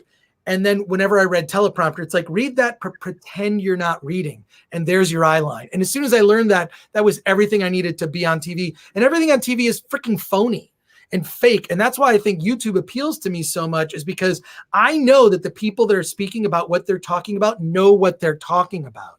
Whereas you can so easily create a character of someone who knows about politics or the stock market or whatever, because they're well produced by someone behind the scenes who does research, who tells them what the agenda and what the talking points are, and it's manufactured bullshit. Whereas I believe being on YouTube is so much more difficult because you have to be completely honest with your audience, and authenticity, I think, are the most successful YouTubers to me are the ones that are the most authentic to their audience, because you can smell bullshit.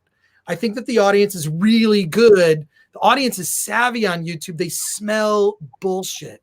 So that's why I really admire just having done YouTube for as short a time as I have. I've done podcasts for years, but doing YouTube is very new for me. It's really only been the last year. And I find it's more difficult than I thought it would be. So, well, if there's anything I can do to help you out, man, just shoot me an email or shit. Oh, yeah. There's all kinds of weird, I don't want to say weird bureaucracy because it's not the right word, because it's not that kind of a structure, but there's weird, you'll learn the rules, and that's not like a good thing to say, like, oh, you'll learn the rules, you'll learn. It's like, oh, shit. There are a lot of unwritten rules. Well, I try to avoid drama because I do that in my normal life and just on social media. So I avoid drama because I just don't care. I don't have the time for it. I mean, I Film Thread is like this organization of 30 writers from all over whenever anyone tries to start drama, I always am like, no, we're not doing that. That's not. So I avoid that kind of stuff. But it does frustrate me sometimes watching YouTube stuff because I know a lot of behind the scenes facts of things. So I was watching Friday Night Tights a couple weeks ago, and someone brought up about like why George Lucas makes movies like go to Australia to make a movie against a green screen. Like, why would he do? And part of that has to do with the reason that he had a huge falling out with the Directors Guild over, and maybe you know this. So when The Empire Strikes Back came out, there's a DGA rule back at that time that you had to have, like, if you were a DGA director and Irving Kershner was a DGA director, the title came on and the credit that had to come like before the title was the director, right? Like, or that was the last credit, and it wasn't up front. And so because George Lucas didn't put directed by Irving Kershner before the title The Empire Strikes Back, the Directors Guild fined him $250,000. And he was so pissed off about it, he hired Richard Marquand to do Return of the Jedi. So a director who's not in the Directors Guild. And I also happen to know this because I blew an interview years ago in the 90s. I interviewed to be the editor of the Directors Guild magazine, print magazine, which was the official magazine for the Directors Guild, which is a terrible magazine. It's all about their healthcare, and it has really nothing to do with directing. But all the directors I named as, what are your favorite directors? And I'm like, Quentin Tarantino, Spike Lee, George Lucas, none of which at the time were guild members. So I blew my job interview. I didn't get it, but George Lucas quit the Directors Guild over it. I don't know if he ever paid that fine, but you can look that up. Yeah, he paid the fine. Did he really? Okay, so yeah, he paid the fine and said "fuck you," and then walked. Yeah, and then it was just like and that's why he's like in Australia making movies on a green screen, because he's trying to skirt the guilds because they kind of fuck over indie filmmakers. That's why I say George Lucas is the most successful indie filmmaker. And when you look at the things he's done, if George Lucas never made a movie, he would have had a huge impact on the industry from all the technology he's innovated, from THX to Edit Droid and all of that. So, yeah. So there you go. Sorry, another rant. I'm so sorry. No, you're right, dude. Don't apologize. I love, because in the Empire of Dreams documentary, he brings that one up, and if anything, that documentary really paints George Lucas in a good light. That's the documentary that I know I go to a lot because it gives a lot of the facts, but they definitely paint him in a way. But with that story, I think that's the right thing to do, because it's about, preserving the artistic integrity of what you're trying to present. That's, that kind of stuff is like that next level respect that I have for a guy like that, because not many people do it. They'll go, oh, okay, we'll do it this way or that way, and they'll just kind of roll over and take it. And so it's nice and it's sad that Star Wars used to be treated like that, where it's like, oh, we're going to go our way because, you don't get to tell us what to do. And now it's just like, it's literally the face of corporate bullshit. I think the first sign that I knew the sequels were going to suck is when like the logo came out for Force Awakens. First of all, I think the title is weak. It sounds like a shitty fanfic title. The Force Awakens, who cares? But they sort of dropped the episode thing. If you look at the logos for The Last Jedi, Rise of Skywalker, and Force Awakens, where's the episode? I remember when, like, you know, it was always episode 2, Attack of the Clones, which you can make fun of that title now. You know, at the time people really made fun of it. It was in the spirit of those old serials, right? So I don't know. Like, it really bugged me when they would introduce the logo and it's like, that's the logo for The Last Jedi. That's the title, you know, which was already used in a Marvel comic. I mean, I don't know. That shit just kind of bugs me. But well, dude, they're doing it across the board on Disney Plus. They've actually renamed all of the Star Wars movies so they all fit, you know, that style. Because I don't know if you well, of course you remember this, but like in '99 when they re-released Indiana Jones on VHS and they changed the name from Raiders of the Lost Ark to Indiana Jones and the Raiders of the Lost Ark for the video release. right. Like, I think when they do that kind of stuff with movies, it's like, even with the first Star Wars movie, which is my personal favorite, I'm like, it's called Star Wars. Yeah, I call it A New Hope to like make it easier online, but I don't like to retroactively go back. And so they've done that across the board now. It's now Star Wars: The Phantom Menace on Disney Plus. You know, episode 1. It just bugs me they dropped the episode thing, but maybe that fits into their longer term strategy of making all these series where they're kind of like shoehorning in, like, well, then this is 5 years after the Jedi, and this is, you know, this is 2 years after Obi-Wan went to Tatooine. So I don't know. I want to know. I want to see. I know a lot of people were sort of shitting on the concept of Vader and Obi-Wan meeting again, but I feel like I actually feel like that would explain a lot. I feel like Vader has to say a line like, you know, basically he has to chase him back to his childhood home, right? Tatooine, where he grew up, where his mother died, slaughtered, and she was treated in an awful way by Tusken Raiders, let's just say, and basically say a line, something along the lines of like, if you ever leave this planet, I will kill you, right? You're my master. If you ever leave this planet, I will kill you. And so Obi-Wan knows, it adds a little bit more where Obi-Wan knows when he leaves Tatooine to go off on this, he basically knows he's going to his death. It would add a little bit more. And I kind of feel like there are a lot of details that the prequels didn't answer really well. Yeah. So I'm looking forward to Obi-Wan. Well, see, I always find myself in that weird category because I was the prime age for the prequels, but I got into Star Wars right before the special edition stuff came out. So I was just like an oddly particular kid about my Star Wars. And, you know, all of those old touches weren't lost on me back then.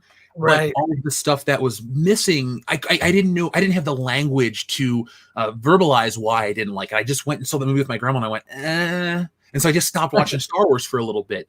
But all of those things, those weird flares, those weird idiosyncrasies that made Star Wars, I think a lot of that left because the way stuff's produced. You know, the first Star Wars movie, a lot of that stuff is made to look a certain way because it has to. And then it becomes a hit, so they make stuff to fit in that world. And then when they try to, you know, reverse engineer, that's when you start to have some of those hiccups, because what makes Star Wars visually is that it's like 5 steps away from shit from the real world. It's like, I don't have a laser gun, but I have a Mauser that looks just like that blaster, or oh, this old World War II machine gun, or this part, or this flash from a camera is a lightsaber. Like, all of those elements are just void when you try to kind of create your own version of Star Wars again. And that's prequel, sequels, and I guess whatever else is going to come from that too, because it's, you know, it's just endemic of what happens when you have somebody that's not the creator trying to create in that vein. I mean, do you read comics, Chris?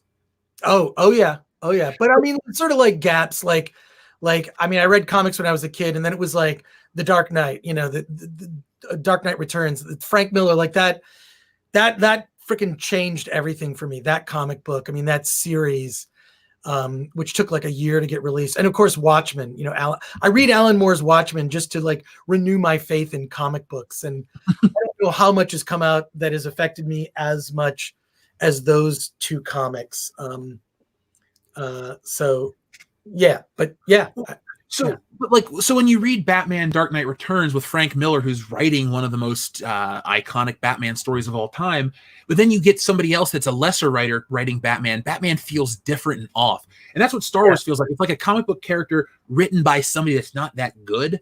And so it looks like Batman and it kind of feels like Batman, but it's just, you don't know what to put your finger on to describe what's different about it. And I think, yeah, I think, but I think a part of one of the reasons that a lot of these things are, it's difficult. It's hard to recapture that, right? Like there were a lot of things in the zeitgeist at the time in the 70s that made Star Wars really stand out, and because American cinema at the time was kind of freaking depressing, right? It was there were a lot of movies that were just dark, and Star Wars was a complete antithesis of that because George Lucas recognized, he talked about it many times, that like there were no fairy tales for kids.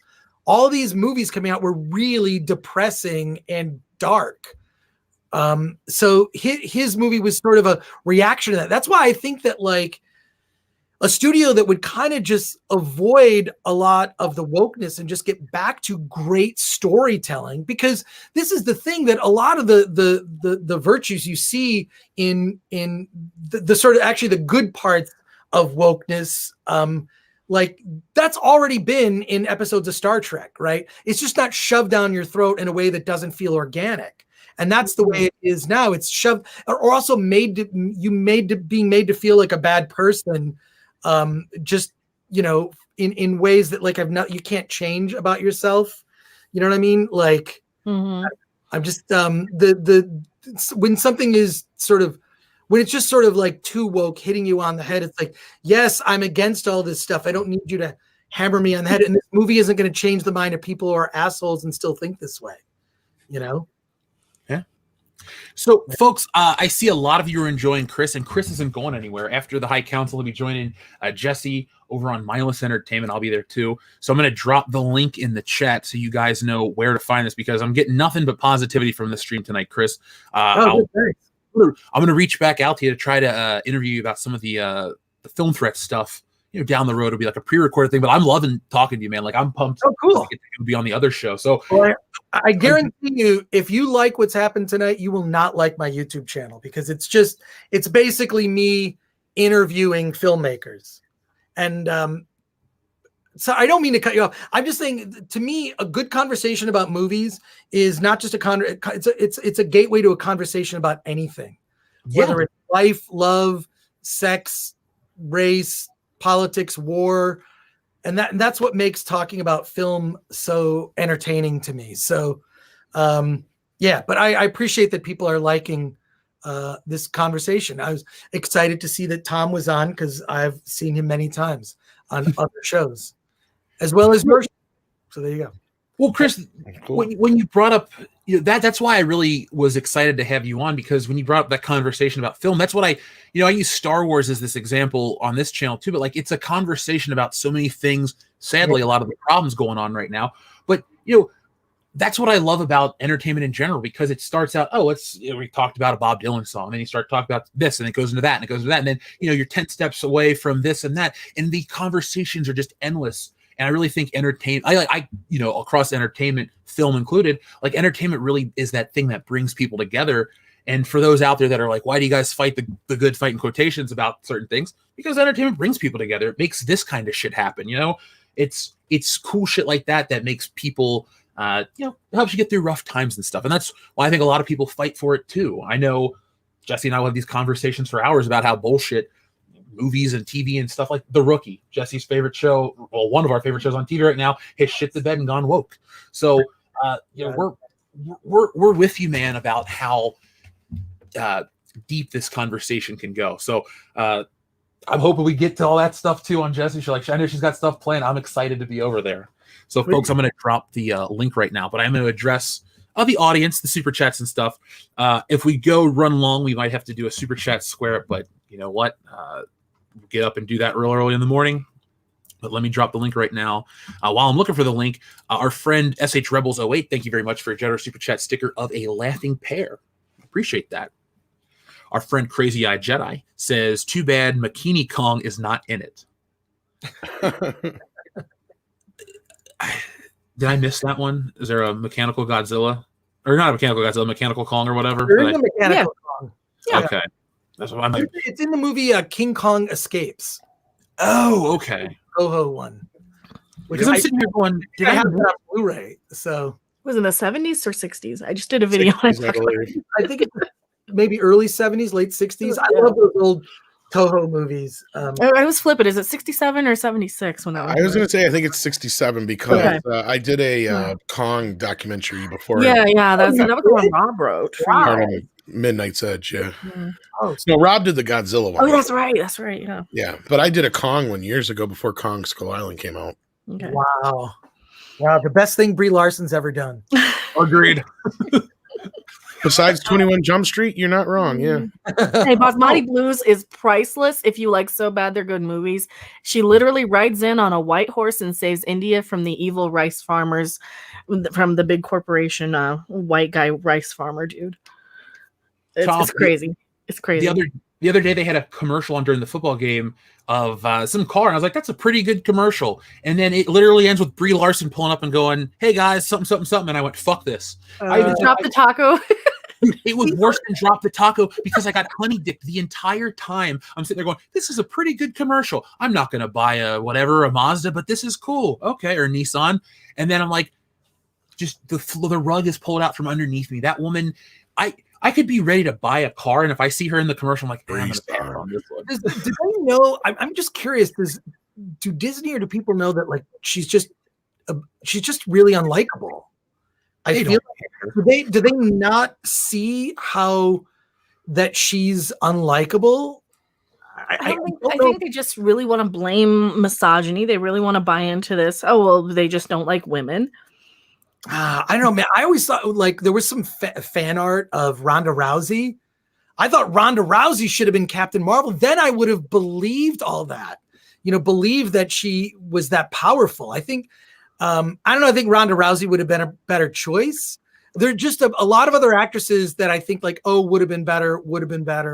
Katie Sackhoff, even. I mean, Katie Sackhoff would have been awesome. Like, there's just I don't know, something about Brie that comes off as very phony, very Hollywood, and very, I don't know, just incredibly unlikable. And the fact that she started a YouTube channel, like, what does she need? Why does she need to do this? Isn't she like making movies and doing stuff? Apparently not. I mean, dude, it's bad when she's telling people to keep their comments to themselves. Yeah, off the videos or something. Oh God. What was that, Jeff? Didn't they take the comments off of her videos too, or something like that? Yeah, one of them they did. One of them. It wouldn't Yeah. surprise. So our friend 007 Cloud, we read that one. Thank you very much. Zontar says GameStop stock fiasco is hilarious to watch. Well, Zontar, Right. I saw it go real high. Did it crash, I guess? I think it went down, then it's gone back up again. I haven't even been keeping up what's going on, so What's going on? Fill us in. I'll have to look it up. I saw that the GameStop stock had jumped to a stupidly high somebody price. bought them or some shit, and Really? something's going on with it. Yeah, Well, I they don't know. announced some change, right? I didn't really see any of that. I just saw some of like the prices out there, but Yeah, it's increased by 92%. how? So- They're a dead company. I mean, physical media is gone. Oh, they were going into like a streaming. Harvest says it's a pump and dump. Mm. Well, I would never bet. on Rob GameStop. knows shit about that. It's like basically where you run up it's hard. I can't remember how I explained it, but you divvy up the stock, you buy it up, and then it runs the stock price up. And then basically you levy a bunch of loans against the company. And that's how like what was his name? Mitt Romney or whatever it was that took out like Toys R Us. KB Toys and Toys R Us or not Toys R Us, but KB Toys and Oh, to make them go under. Yeah. Dunkin' Donuts and Hostess and a couple other companies that was whatever it was 10 years back. And yeah, Rob would be the expert on the pump and dump. You're right, 16.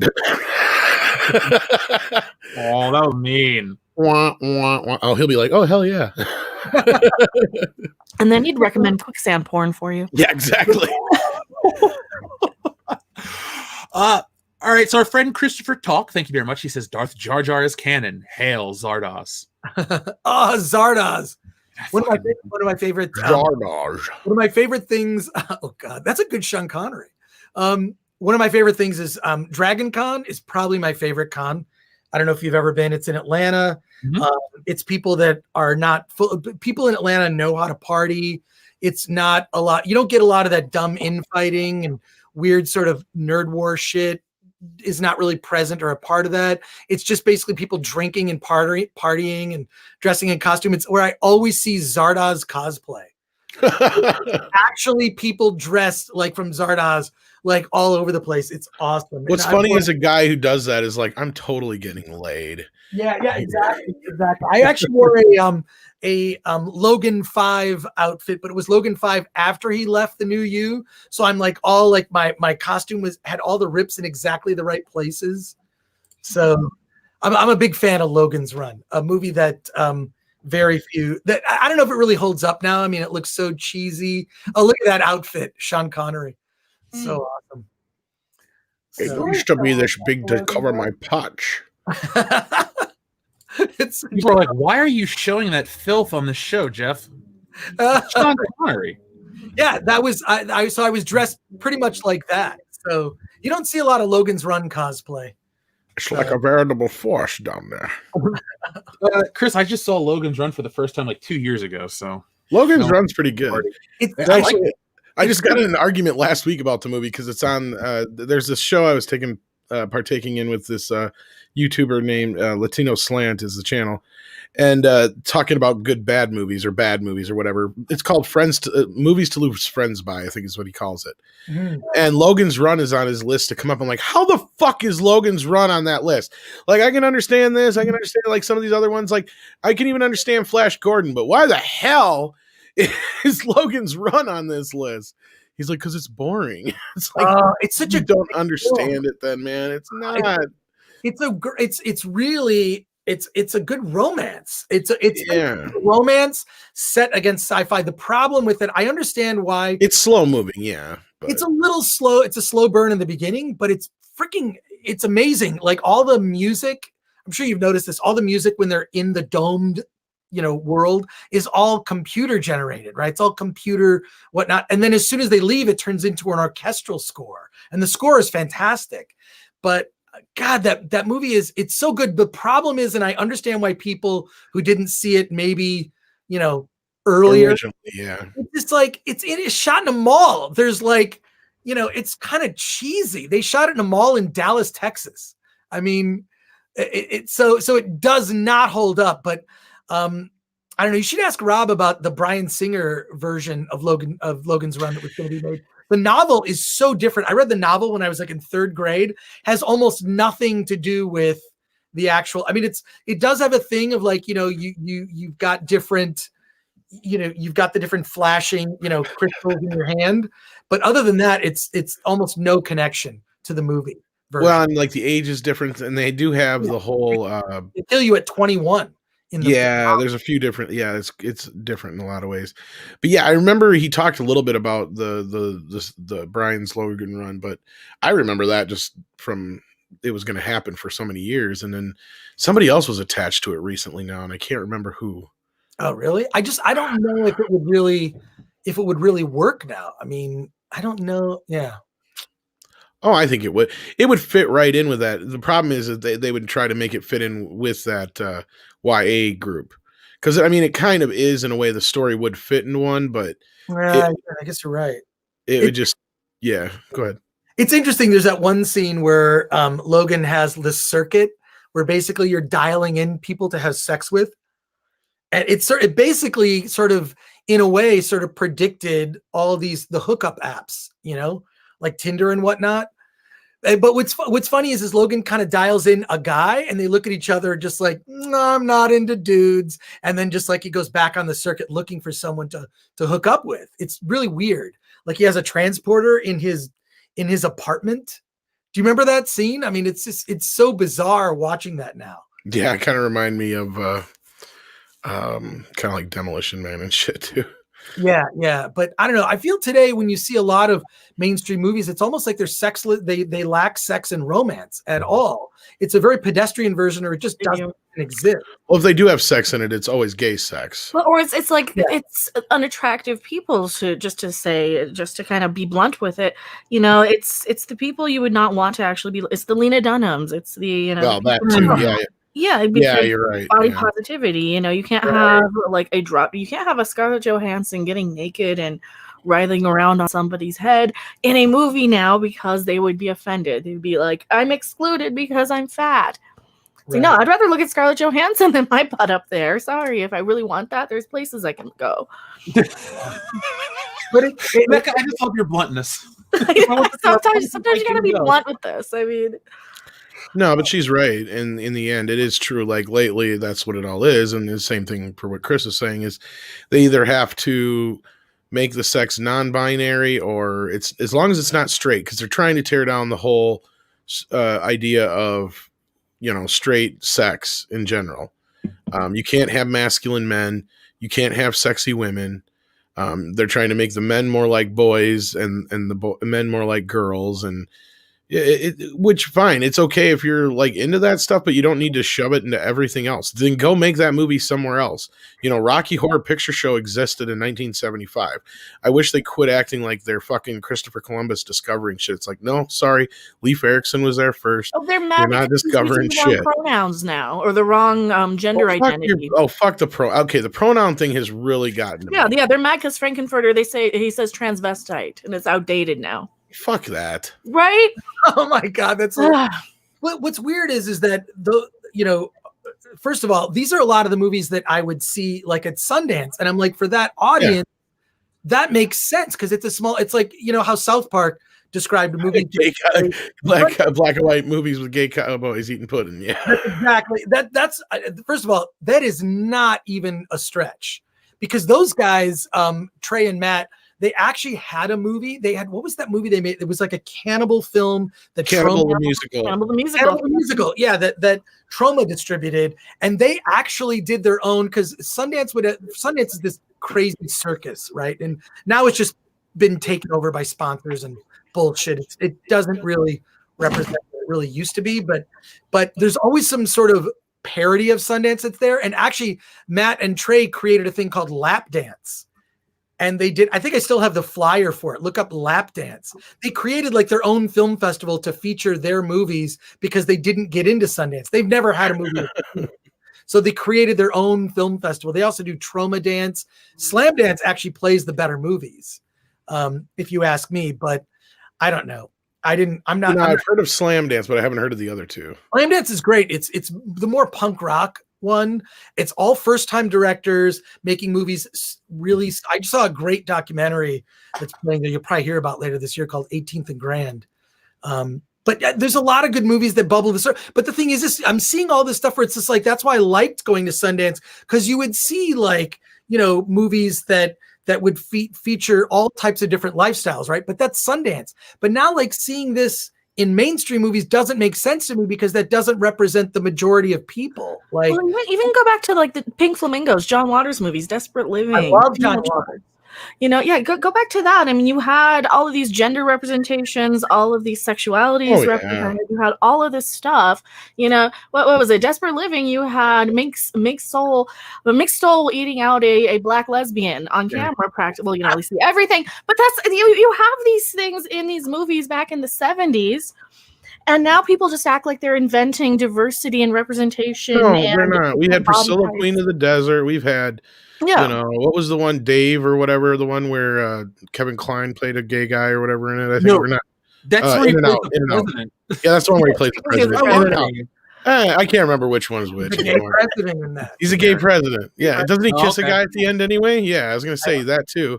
And then, so like you had all kinds of these movies, and Four Weddings and a Funeral has a gay couple in it. I mean, even you're so right. It's just like there are better gay films. You know what I mean? And I feel like the problem with The Birdcage, for fuck's sake, right? So much better queer cinema, so to speak. And the thing is, I kind of feel like, first of all, a lot of the people complaining about stuff don't know film history, right? So especially you bringing up John Waters is amazing. He's one of my female trouble. John Waters is awesome. Oh yeah, I would love to meet Great. John Waters. He feels like he's your gay uncle. He's Right? Not just your gay uncle. He's like your cool gay uncle who's the first guy who got you stoned and He introduced was you to dealing with all these Bitcoin. racial issues in the 80s. That's how I learned about the civil rights movement, was from Hairspray. That was what I'd rented when I was like a 10-year-old kid in the 80s growing up. Well, I don't want to say like I'm dropping, but I know John Waters. I've known him for years. Like I've interviewed him. Every time he would come out with a new movie, he'd actually reach out to me to contact him. For a while, I was even on his Christmas card list. So I love John Waters. Yeah, we're huge fans. you gotta, John Waters. There's a great collected essays of his. He's a national treasure, and that to Absolutely. that his attitude about everything is the right attitude. It's like, I guess the way I see it is like, I think I brought this up earlier. Like I don't like country music, but I don't try to like shut down people who don't like country music, or if, you know what I mean. Exactly. Like, and that's sort of like, I'm seeing like the woke. I don't have a problem with anything that like, oh, you like that? That's cool. Here's whatever you want to create it in whatever image you want. But like, don't try to shut down other people that are trying to do their thing. You know?